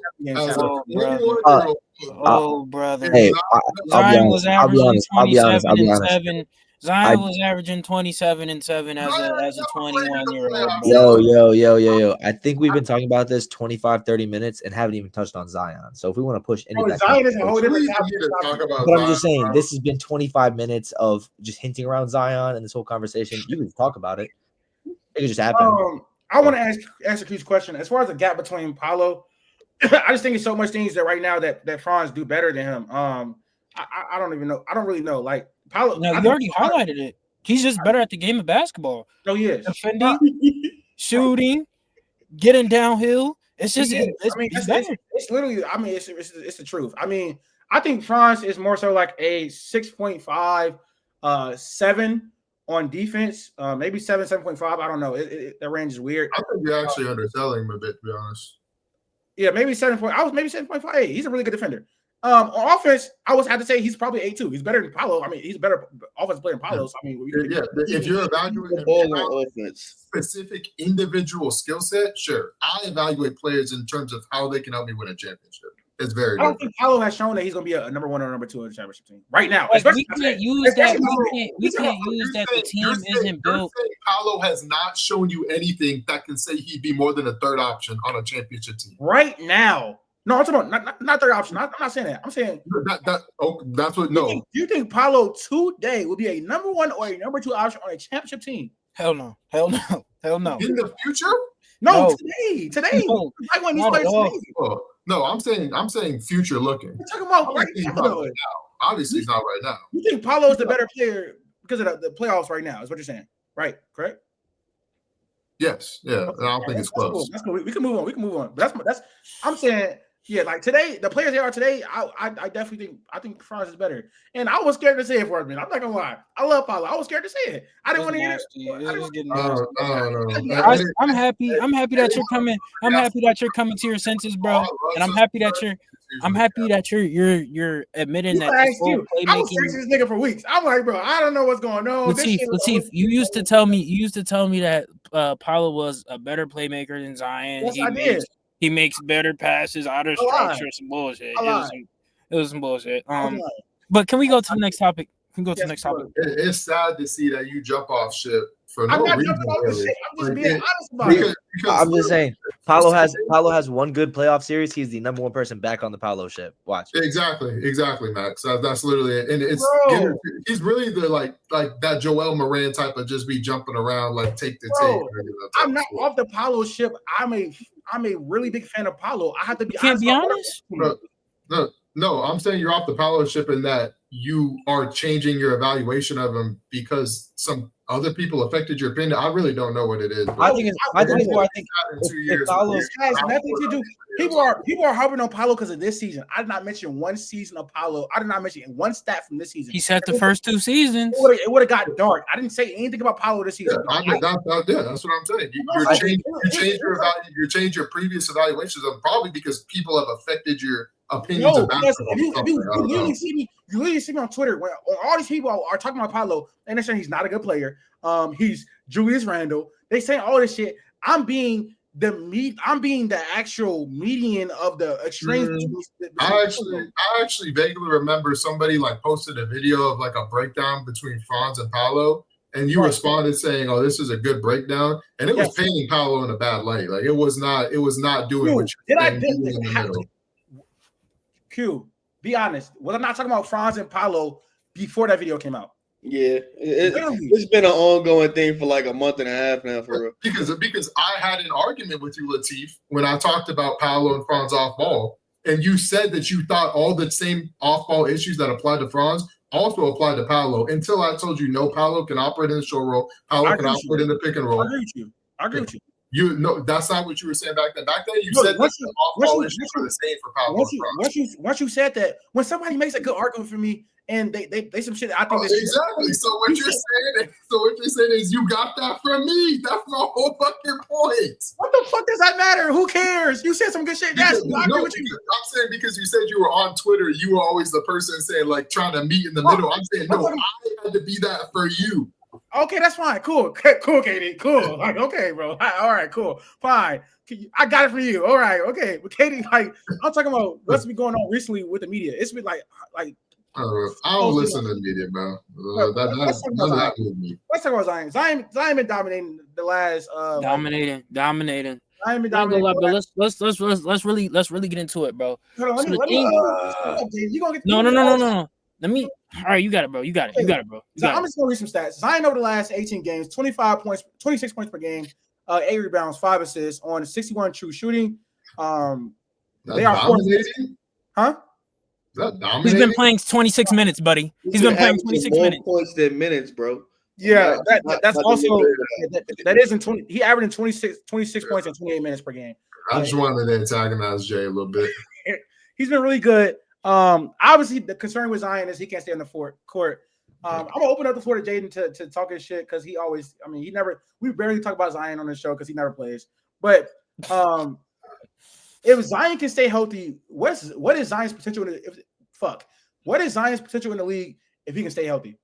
Go ahead, if he can stay healthy, and I've been saying this for a very long time, Zion is a top 10 player in the league when healthy, bro. Now, I think it was his sophomore year, or was it the third season, where he was averaging like 26, 8, and 5 or something like that before he got hurt. I think it was in our Brooklyn game.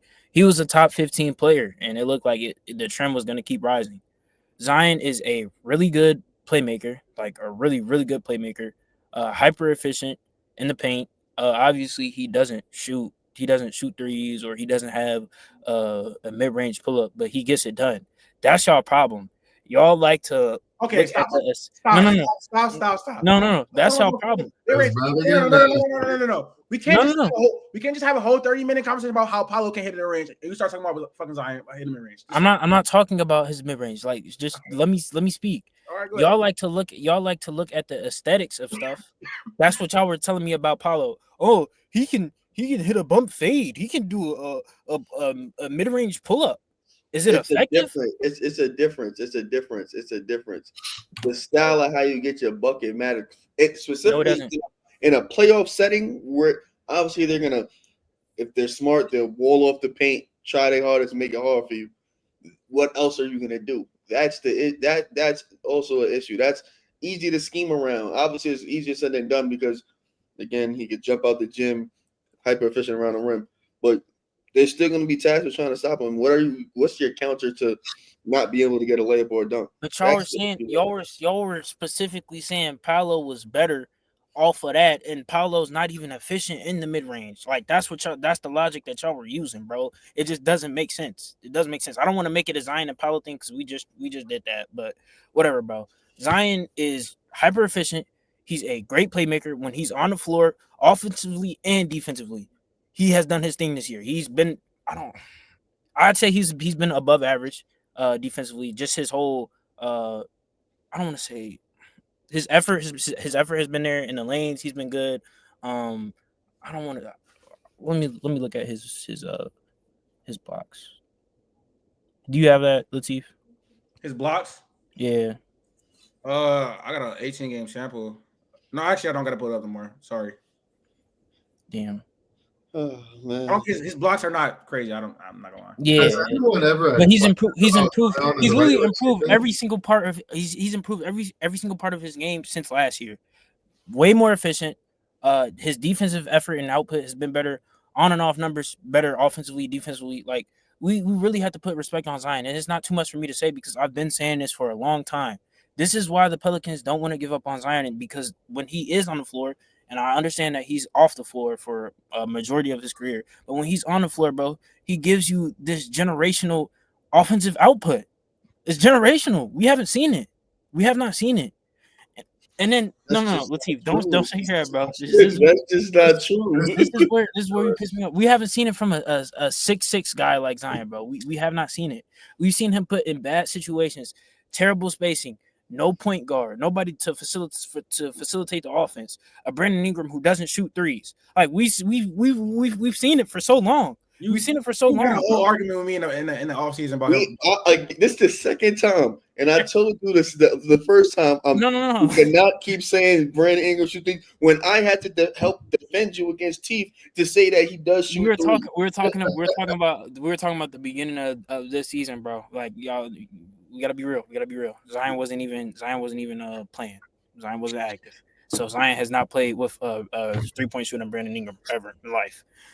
So anyways, he's dealt with bad spacing. He's dealt with not having a point guard on his team. He's offensively, he's dealt with so much bullshit, like so much, and he still finds a way to produce.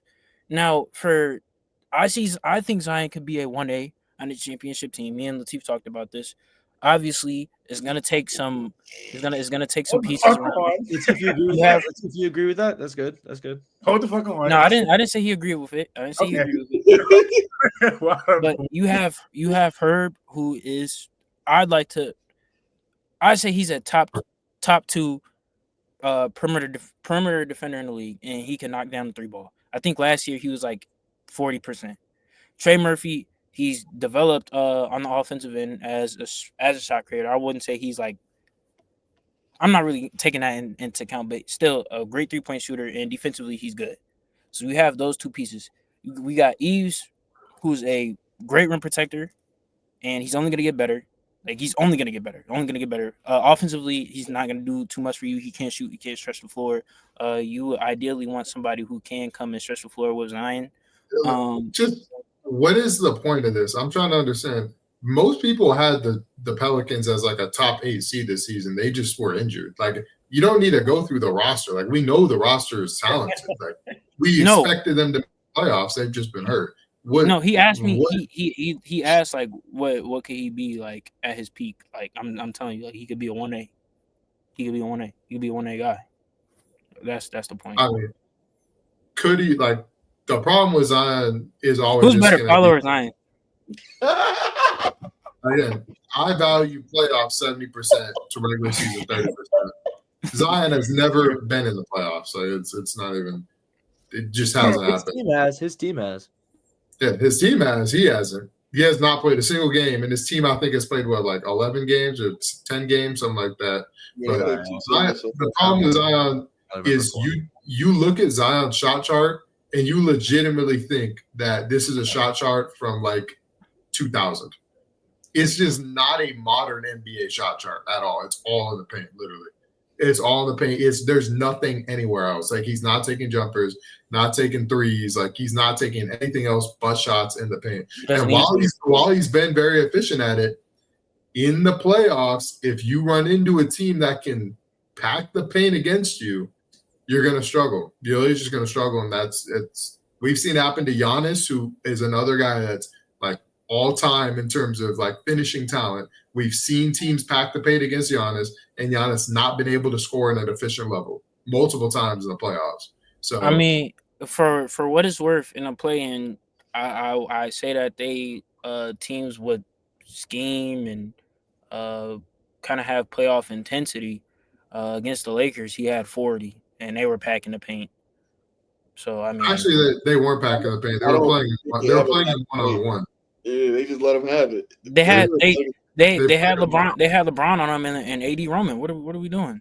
They played him one-on-one. Literally, LeBron played him because they played them 2 games in a row. They played them last game of the regular season, and they played them the play-in game. The last game of the regular season, they played him one-on-one, and LeBron clamped the shit out of him. So they tried the same thing in the next game. LeBron clamped the shit out of him for the first half, but the second half, Zion started going crazy until he got hurt. But it wasn't like he was getting the paint packed on him or anything like that. That was not happening. I'm sure. And the Lakers were not even a good defensive team last season, so that doesn't even mean anything. All right, Max, what do you think Zion's ceiling is as far as like how good he can be on a team, I guess, or in the league? No, how good do you think he can be in the league? I disagree with the 1A. I disagree. I think Zion at his peak currently, I would say top 15. And for me, it's more, I'm really trying to see what he does, I guess. Sorry, not what he does, what the Pels do, because that situation can obviously elevate. The Pels have tried to put pieces around him. CJ is old and now just gets a lot of money. I know Jaden doesn't like him. DeJounte Murray can't stay healthy. I get you have some good complementary pieces on that team, but obviously putting the best team around Zion could pull him up to a top 12 level. So I really think Zion's had the potential this whole time. I don't think I've been a huge Zion hater. I think that people have been hating on Zion. I think I, in the past, have defended him. My thing is more just like when he has played, he has shown that he is a great regular season basketball player. Like he is phenomenal in the regular season at times. The injuries are unfortunate. The off the court stuff is unfortunate. And again, you can't deal with that. But him as a pure basketball player, when Zion's on the court, there are a few guys who are better than him. So I would really love to see Zion play for a full season, make it to the playoffs, and get a full evaluation of it. Because again, I think you get these conversations where you compare him and Paolo has, again, I think it is small. 7 games is a small sample size for playoffs for sure, but Zion doesn't have anything yet. So I really think Zion as a whole, like I need to see him on the court and I need to see him performing in these big moments. Because again, Zion has very high highs. When he plays a full season, he's an all-star. He's an all-NBA level player. And especially at that power forward position, he's dominant. So not even really a power forward for real. What would you call guard? A 3? A 5? He's a point guard, bro. Okay. Whatever, bro. Was that the last one, Latif? Because I got 2 things. I'll let you go after this before we do the draft. I don't think Q has said anything. I don't think KD has said anything. I'll say matter of fact, go ahead, Q. Go ahead, Q. You got it. At best, probably top 15 player. I don't think we're going to do this, like, as long as he doesn't ever make the playoffs, we're going to keep doing this once or twice a year. He's going to go on a stretch for about 15 to 20 games, probably going to elite efficiency. Look at Zion, yada, yada, yada. The problem was never what he could do from a box score standpoint. It's just what can he look like in the playoffs, and we're probably never going to get a full idea what that looks like, at least for in the near future, just because roster and things like that.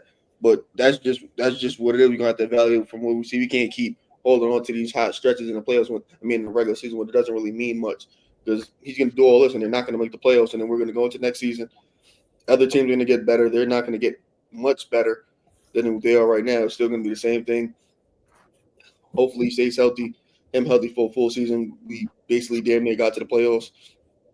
The only reason why they weren't a firm playoff team last year, Brandon Ingram got hurt the last 15, 20 games of the season. So that kind of dropped them down. They would have been a firm playoff team. I don't think they would have went far, but at least you would have got to see what he looked like. Got robbed of that for the same situation, got hurt. I think it's a cycle that's going to keep on continuing. In terms of like the skill set, I still think that's important because we know he can't really do anything outside of the paint. So that's going to be very struggling against a good, good coach, good team, good defense, good roster. So I think everything is still up in the air as of right now. I think Zion can enter. I think Zion at his peak, if he's able to stay healthy, if Zion is able to stay healthy, big if, I think he can be around a top 10 player in the NBA. He is a special offensive player. I'm not talking about generational or none of that shit. That you can't just throw that word around. That's insane. But he is unstoppable getting to the rim. He's a really good playmaker. He's really good in transition. But I don't know how easy it is going to be to build a contender around Zion. I think you got to build a team around Zion the same way you build around Giannis. I saw someone say that, and I agree with it. You'll need a guard that's 3-and-D, and it could be a secondary ball handler because Zion will have to have the ball in his hand most of the time. You'll need wings that can shoot and defend, which they already have, and Trey Murphy and Herb Jones. But you're probably also going to need a center that can protect the rim and space the floor, which don't grow on trees like at all. Those things are very, very rare. Like having that level of defense and shooting and secondary playmaking on a team is very, very hard to do. And that's where the problem comes in with Zion. And also, we still have not seen how his game translates to the playoffs because his game is definitely a question. Because if a team has enough rim protection, how will he counter that? If a team builds a wall, how will he counter that come playoff time? Because he cannot score outside the paint whatsoever. So I think he'll be incredibly limited in the aspect. And I think I'm putting the cap on him as a top 10, top 15 guy because he's also not a great defender. I think he can add some value as a secondary rim protector, I guess, or helps out rim protector. But because he's not a great rebounder, because he's not a great shot blocker, because his motor has proved to be underwhelming in his career so far, that's where I'm going to limit him. Really special offensive player. At his peak, if he can give you that 27 per game on 65 true shooting, there's not going to be that many offensive players in the league that's better than him. The problems come with his translation to the playoffs and defensively. That's really where my problems come with Zion. What you think, KD? I'm gonna go a bit further. I'm gonna say I think peak probably top 20, just because I think it's just trolling, bro. Like it's just. Hey, what's Paolo ceiling? What's Paolo ceiling? It's hard. It's just hard to build a team around Zion. I think, like Latif just said it, you have to build a team around him like you would around Giannis. But Giannis clears Zion as a defender. Like it's not even close. So even if you get all the right pieces, you're still missing the defensive impact that a Giannis would bring. And it's just, I feel like it's just too difficult to build around Zion. In terms of individual talent, he has the individual talent of like top 10, like legit MVP level regular season can just go score at will at his peak. But in terms of building a championship team around him, I feel like it's just super hard and probably just honestly too much to ask, especially for an organization like the Pelicans. And it would just take too many things to go right. You have to hit on multiple picks and find the right pieces in trades, and it's just so much that you would need, and it's just too difficult. On top of that, that's a lot to ask of an organization for a player that can't stay healthy. So that's also has to be added into that. And one day, Jaden, bro. It's not today though, because one day though. I'm sure. Go ahead, Max. What you got? We got. Just tell me what we got so I can put it in the tracker. Blind ranking. What? You on mute, brother? You on mute? All right, I got a blind rank and a keep 3, cut 3. Okay, I like that. All right. So first one is going to be blind ranking the top 3 picks of any given draft class. I'll tell you it's from the past 15 years. Those are you can think of it in your head from the last 15 years of top 3 picks. Any of those can be put into it. All right, y'all good? So since 09, okay. You said top 3 picks or the number 3 pick? Top 3 picks. So like last year's would have been what Shepard, Reese Sachet, and Sarr. PU. Ew. I was thinking about throwing them in there, but I did not. So, all right. First up, the first draft we're going to look at is the 2016 NBA draft, where Ben Simmons was first, Brandon Ingram was second, and Jaylen Brown was third. Oh, we doing it like that? Yes. I didn't think you was gonna tell us. I thought you was just gonna make us guess. I thought you meant. Oh, you can guess, but I'm saying. Well, trust me, I know. No, I actually kind of like that though. That's kind of fire. I thought you meant like. Oh, I thought you meant like you'll pick up. Oh, okay, I understand. So like those 3 players as a group. How many is there? 5. You got 5. It was B.I., Jaylen Brown. There's not many better than that. I'm gonna be honest. Simmons. I'm comfortable putting that at 2. I agree. I don't know about 2.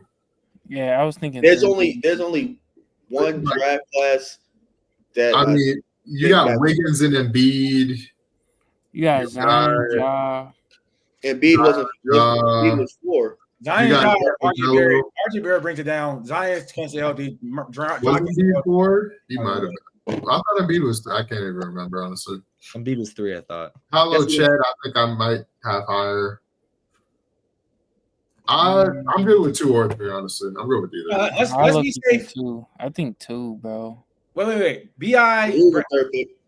Ben Simmons and who else? And Jaylen Brown. Well, what was Bill? Finals MVP, Jaylen Brown. I'm kind of feeling 2 more now, honestly. I'm feeling 3. I'm saying 2. I'm going 2. You gotta think though. I hear 3 2s. Do I hear 3 2s? Yeah. That's a bunch of All-Star game. Finals MVP, like all NBA, all defense. Oh yeah, I'm cool so with it's a 3v1, correct? We're putting them 2. Yeah. 2. All right, so 2016 goes 2. Next up, we have the 2020 class, which was headlined by Anthony Edwards, James Wiseman, and LaMelo Ball. James Wiseman tanks it, bro. He does. We can go 3. I'm saying 4. Yeah. LaMelo cool. LaMelo and Ant, LaMelo hasn't really done much though. He's made an All-Star team, but LaMelo is better than a lot of the other prospects in some of these top 3s. Yeah. I just from a basketball reference standpoint, it's not like maybe 4, because Cade, Jalen Green, and Mobley is better, just because like Jalen Green clears Wiseman. Wiseman brings them down a lot. He clears Wiseman. He clears Wiseman a lot. So 3 or 4? 4. Let's do 4. You go 4. Like 4. 2020 is 4. All right. Next up, we have the 2019 class, headlined by Zion, Ja, RJ. Wait. Actually, this made me think he doesn't have that many like great ones on here. I think we have to go 3. They're not 5, so no. You low-key got to go 1. One draft class that even comes close to what we put at 2, and that might have been my mistake putting them at 2. Well, because what was 2011? Kyrie. Don't worry about it. We might have should have put them at 1. It just depends who we get. It has to be 1. That has to go 1. No. I think.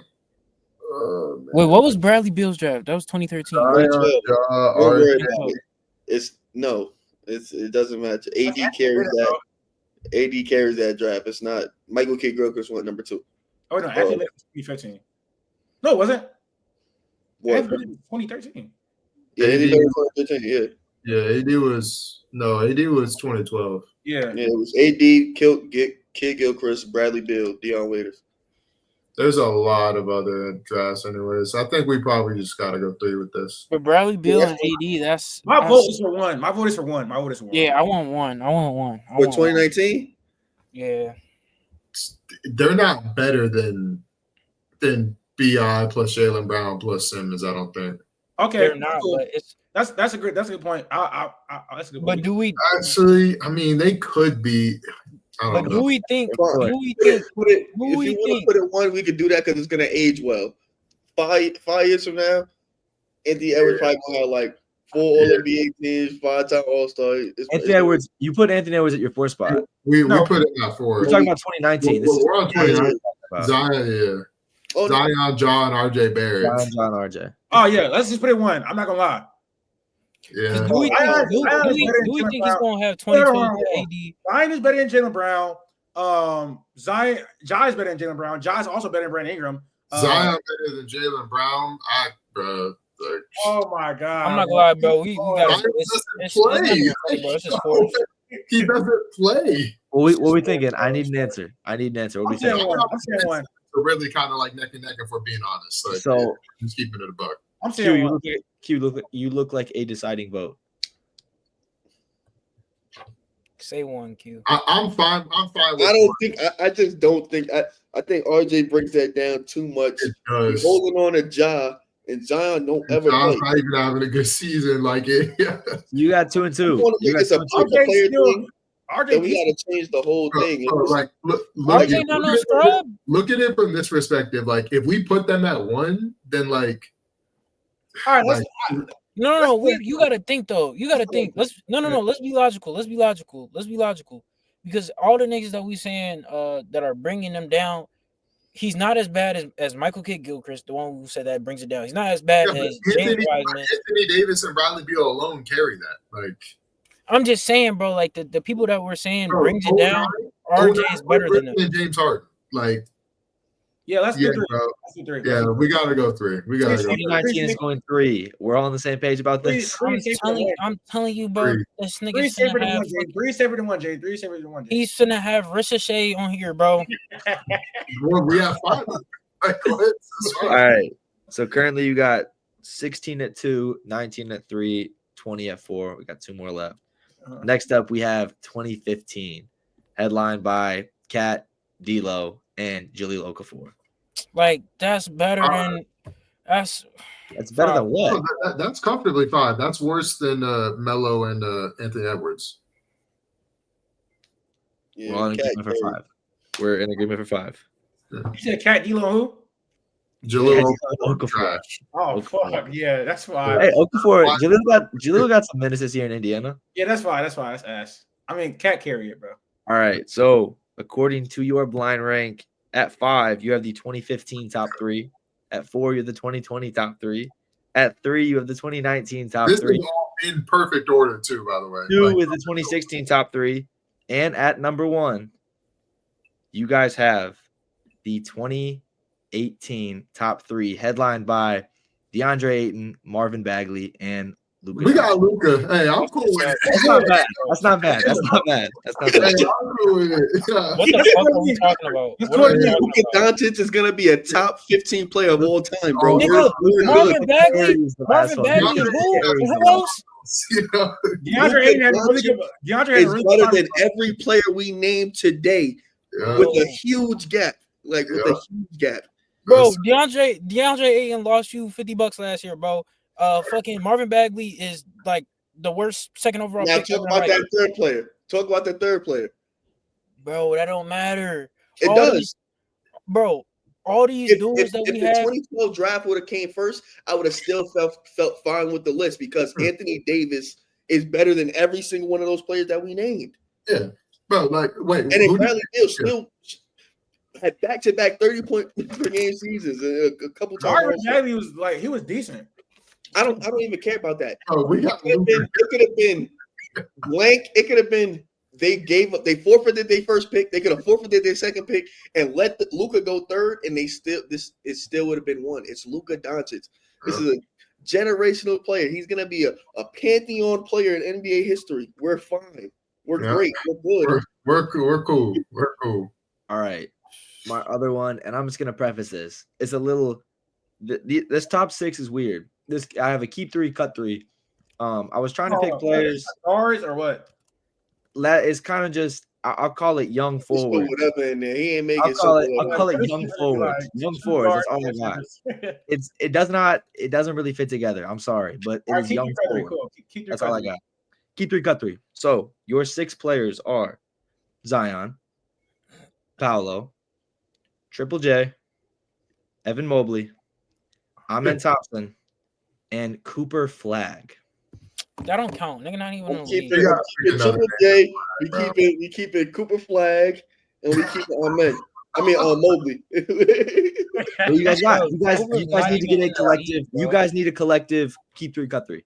You guys All need right, to okay, Triple J and Evan Mobley a lot. This sucks. Collective. This sucks. 'Cause Cooper's not even in keep the 3, cut league. 3. You guys need to all agree on this whole keep 3, cut 3. Triple J and Evan Mobley are lots. We're only battling on one of these positions. I agree. Is this going forward? I mean, Cooper Flag is not in the NBA right now, so Yeah, like, you do that with This which is one? so stupid. I'm not agreeing to anything that says Mobley and Triple J are Cooper locked. Flag could literally be fucking Why Adam Morrison. Why bro. is it Mobley and Triple J locks? Bro, I'm fine if they're locked as long as Cooper Flag could literally be Adam Morrison, bro. We don't know. He hasn't touched the league yet. You want to argue for Paolo? Go ahead. Bro, like, If somebody else want to bring up that's what I Paolo, just we said. do it. That's what Okay, I just said. hold on. I'm not agreeing to anything if they're locked to Paolo isn't. Let's agree that Amen is definitely out. If we taking Amen and Flag off, whatever. Yes. I'm not comfortable with taking Flag off. I'm not gonna lie. He's not even in the league. That nigga could, Bro, bro. Flag He could be a bum. in 2 years. I'd Shut be up. a bum. I genuinely think Just making sure. Overrated. Amen Thompson is cut. You guys are cutting Amen Thompson. Yeah. Okay, so that name's out. I He's cut. think Flag can be the best player. I think Flag can be the best player. Flag. You can get rid of Flag. Bro, Are you doing Paolo or you doing Zion? That's the real. I don't know if Latif's getting rid of Flag. Is Latif getting rid of Cooper I'm just Flag? saying Flag can be the best player. It doesn't matter. He gonna get outvoted. Okay. Does everyone agree? 3v1. Well, why are we just pretending like Triple J and Mobley are just like free locks like that? Triple Are J, you taking Zion? Triple J is probably at his peak already. He's probably like 90%. Are you taking Zion? Are you taking Zion or are you picking Zion? I'd take Zion over Triple J. And Mobley. Going forward, yes. Right now, no. This is clearly going forward because Flag isn't in the league. You do what you want to do with this. This is all your list. I'm just telling you the names. And Amen is obviously not even anywhere close to any of these guys. So this is clearly going forward. I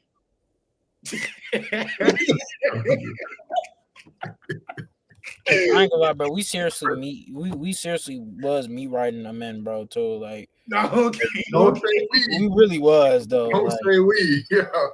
I was not part of that.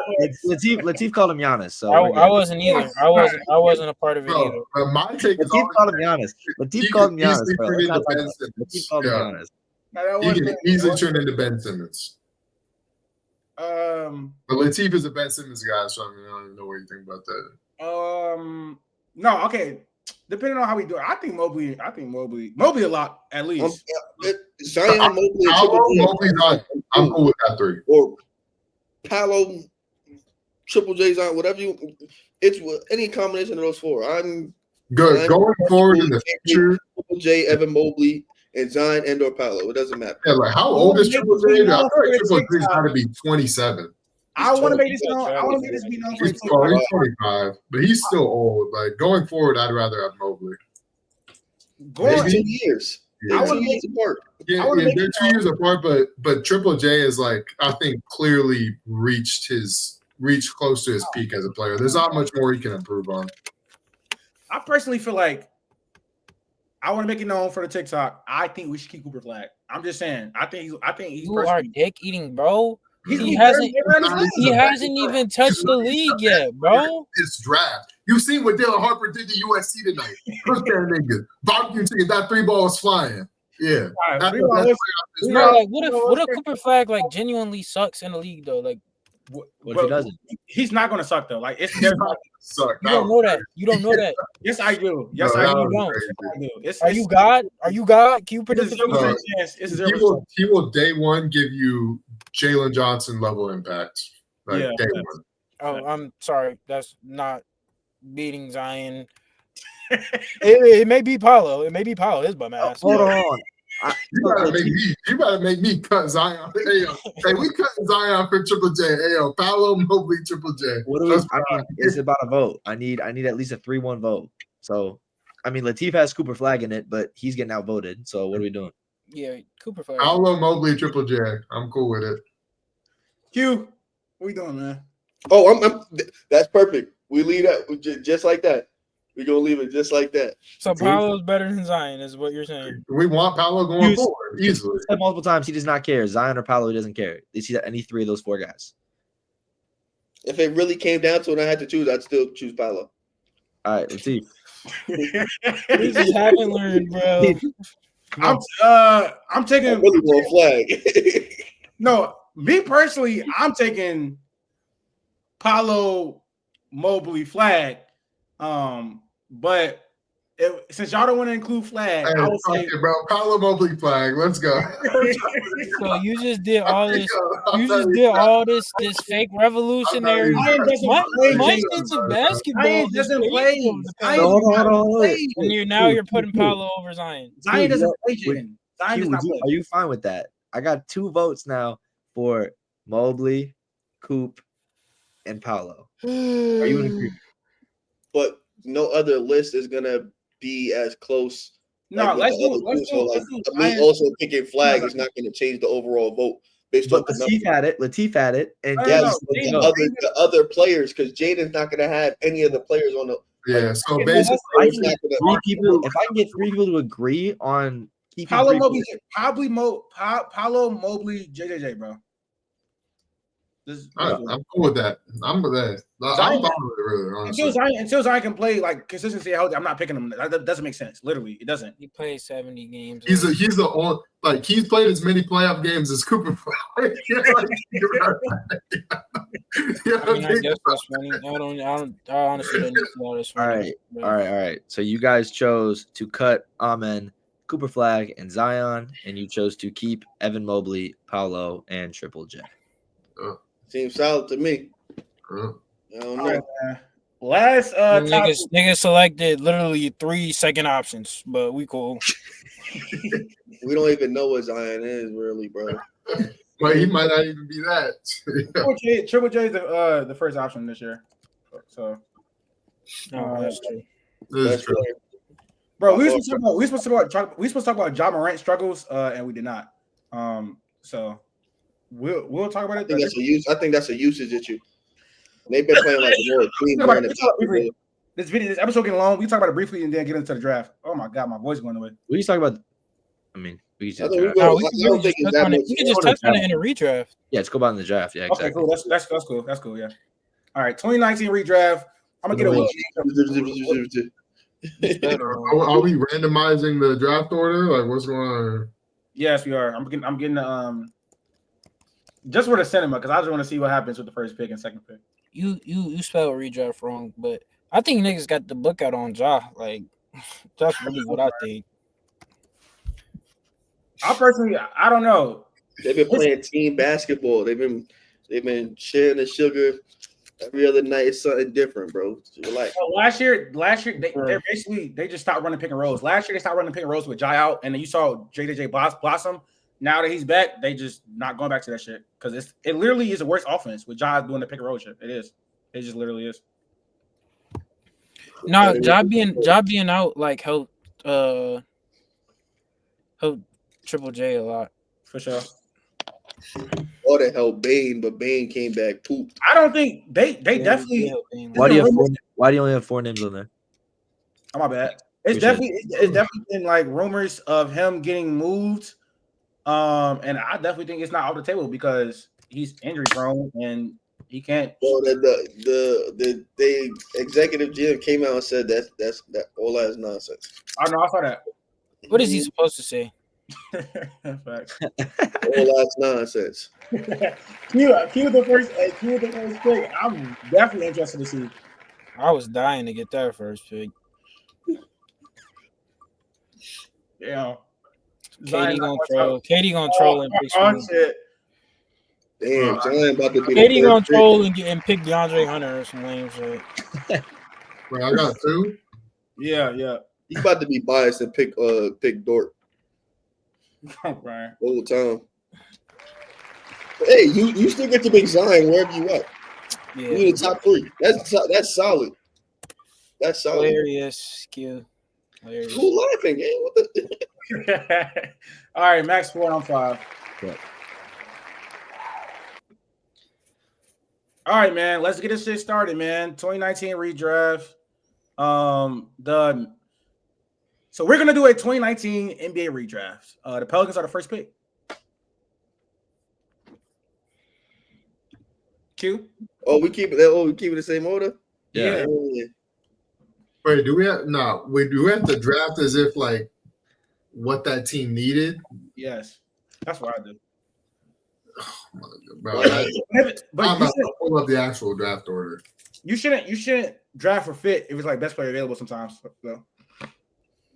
I gotta now remember what they needed in 2019. Like that's the different part. They just got rid of AD, bro. They It's have cute. 2 big stars in the draft, bro. Really can't go wrong. Yeah, you can do Ja or Darius Garland. So. I'm sure. I almost called you a name, bro. The number 1 pick in the 2019 draft, the New Orleans Pelicans select Ja Morant. Yeah. Mm-hmm. That's not the worst. I mean, because he says, neither both of them are injury prone, but yeah. Hey, brother, Ja done a lot, 10 times more than Zion done. Yes. With the number 2 pick in the NBA draft, the Memphis Grizzlies select point guard Darius Garland. So lame, bro. It's not even funny. Hey, this actually works out, though. And that's still solid too. DG. You gotta take point guard. With the third pick in the 2019 draft, the New York Knicks select Zion Williamson. And he wanted to. This worked out. Why did they go there? He wanted to go there, brother. And you had to pick. And you got to pick him. This is a win for you. I don't know what your issue is. With the 4th overall pick, the Atlanta Hawks will select Tyler Hero. It's a good pick, bro. I feel like it's the last one I could do right now. I ain't gonna lie, I would have considered Nas Reed. Oh my gosh! If you look at their team, they need any sort of offense you could provide. Was Trey young 28? No, Trey was the next year. Trey was the next year with Luka. No, Trey was 18. 2018. They have. Still, yeah, I was on the wrong year. Regardless, you play. I mean, terrible defensive front court, but I'm still taking Tyler Hero. Doesn't change it. Bro, what? Oh no. Is Nas Reed even in this draft? Yes, Yeah, undrafted. Undrafted. Shout out to All right. Jersey.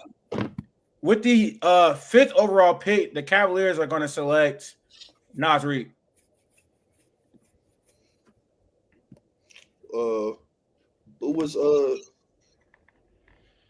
6th? It was Phoenix. Phoenix, yeah. Damn, Jared Culver is like not even in the league. Who? I thought he was going to be tough. I'm not gonna lie. Give me 30 seconds. 30 seconds. Oh, you got some good picks here. I just don't know if that's true. I think this is obvious. I'm not gonna lie. Yeah, I think so too. It's literally that guy that ended up getting, anyways. Yeah. Got some good options, bro. This Phoenix? Mm-hmm. Yeah. But like, is it going to Phoenix? Wait, what? Oh yeah. Yes. Yeah.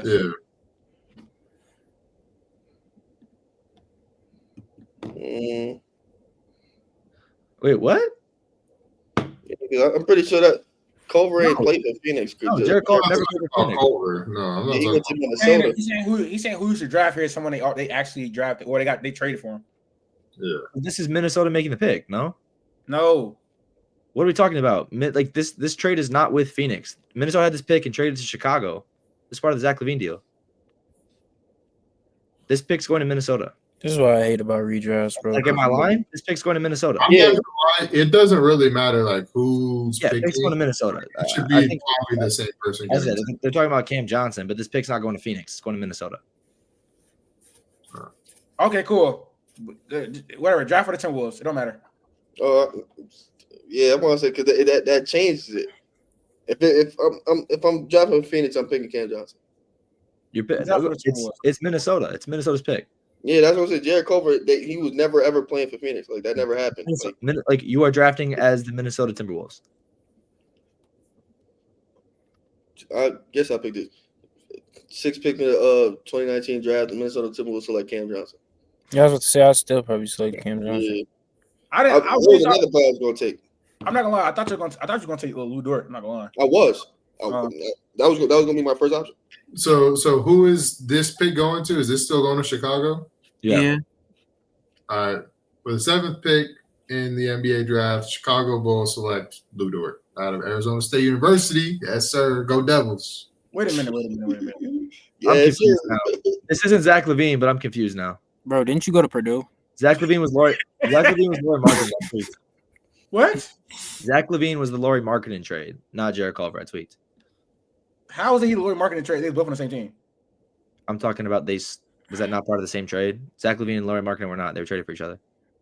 Am I tweaking or am I on this? What? Did they not trade for Zach LaVine? They traded Jimmy Butler for Zach LaVine and Laurie Marketing. Well, what's the deal with Atlanta at 8? Because they got both of them in that trade. Yeah, so I was thinking that was this year. That was not this year. My fault. Okay. What's the deal with Jackson Hayes at 8 though? To Atlanta.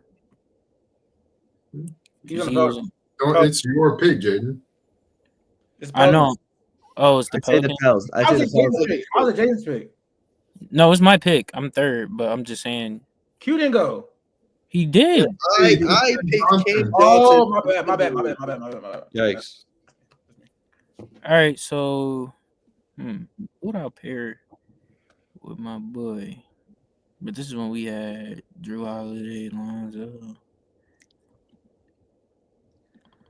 I'm too long, brother. No, it doesn't matter. I think it's a clear pick here. Who, Grant Williams? Oh no. Oh, he should not. At number 8, the New Orleans Pelicans select PJ Washington. What? That's a good pick. Yeah, I don't know why he did. Kobe White die? No, he's not. He's we have Lonzo and Drew Holiday. What are we doing? Even beyond that, I'd rather have PJ than Kobe White. I was gonna take PJ Washington for the Sun. What are you talking about? Big PJ, big project. PJ Washington is better than Kobe. What are you doing? No, he's not. No, yes, he is. Kobe Bryant way better than PJ Washington. No. Wait, who pick is it? Is it me? I mean, this Wizards team stinks. BPA, bro. Huh? BPA. I was gonna go big, but I'm just gotta go best available. Use him as a backup, bro. With the 9th overall pick, the Washington Wizards will select Kobe White, and they'll throw his ass to a 6-man position. That's where he belongs. I mean, I was gonna go Claxton. I was gonna go Claxton, but I'm not going there. All right, I'm on the board here. So this is actually the Suns, right? The Suns. I'm thinking about DeAndre Hunter. I'm thinking about Jordan Poole. It's not Atlanta. No, they traded to the Suns. Cam Reddish. Oh no, yeah, you're Atlanta. Definitely Atlanta. You're 10, buddy. Oh, I'm 10. Okay. Oh. Okay, so they already had Trey. And they drafted Tyler Hero earlier in this draft. Great backcourt. So go with that. I think to be honest, they could pick a player they picked the same draft. Yeah, they can. With the 10th overall pick, the Hawks are going to select DeAndre Hunter. I think that's a reach. You think I was thinking about the kill at first. With the 11th pick in the 2019 draft, the Phoenix Suns select Lou Dort. I Ben took Dort to Chicago. I'm about to say, ain't no way. Yeah, I took Dort. Yeah. You know what? Who is better than Hunter? I guess you'll see with my pick. Bro, talking about Cam Reddish. I'm about to take with the 11th pick, the Phoenix Suns select Jordan Poole. Pool party, baby. What are you talking about? With the 12th pick, the Charlotte Hornets select RJ Barrett out of Duke. Bro. Come on, bro. We trying to win championships. Zion got picked yet? Jaden 13. RJ Barrett is definitely better than DeAndre Hunter, bro. I'm not losing no sleep over RJ Barrett. I'm not gonna lie. What are we doing here? 13. Oh, this is where it kind of gets a little crazy. Oh, they don't see that DeAndre Hunter over RJ Barrett. Oh my god, it takes our comment crazy. That's crazy. With 13th pick, Miami Heat selects Jalen.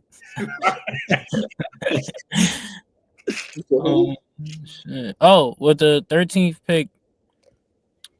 pick, Miami Heat select Daniel Gafford. That's low-key fire. What are you doing? Nick didn't get picked. And with Nothing. Go ahead. With the 14th pick, the Boston Celtics select Nick Claxton. Oh, word. Claxton was right here. It's crazy. I needed that one. I knew it. That's all my fullback. I was messing up. I didn't even know Claxton was in his draft, bro. No, he's 31. You gotta dig deep. You gotta get your. You're getting your bag. Wait, who did I pick for? Lucky Jet. Lottery's done. No, I know it's over, but I'm trying to see that. I picked Huntley to the Hawks. That might have been our worst redraft we've ever done. That was just so. Capello was already on the Hawks, right? In 20. I ain't gonna lie. Claxton. No, he was on Houston. He was on Houston. Claxton and Trey would have been crazy. I don't know why I did that. I just didn't know he was in the draft. I don't care. Any publicity is good publicity. We might get flamed, but I don't care.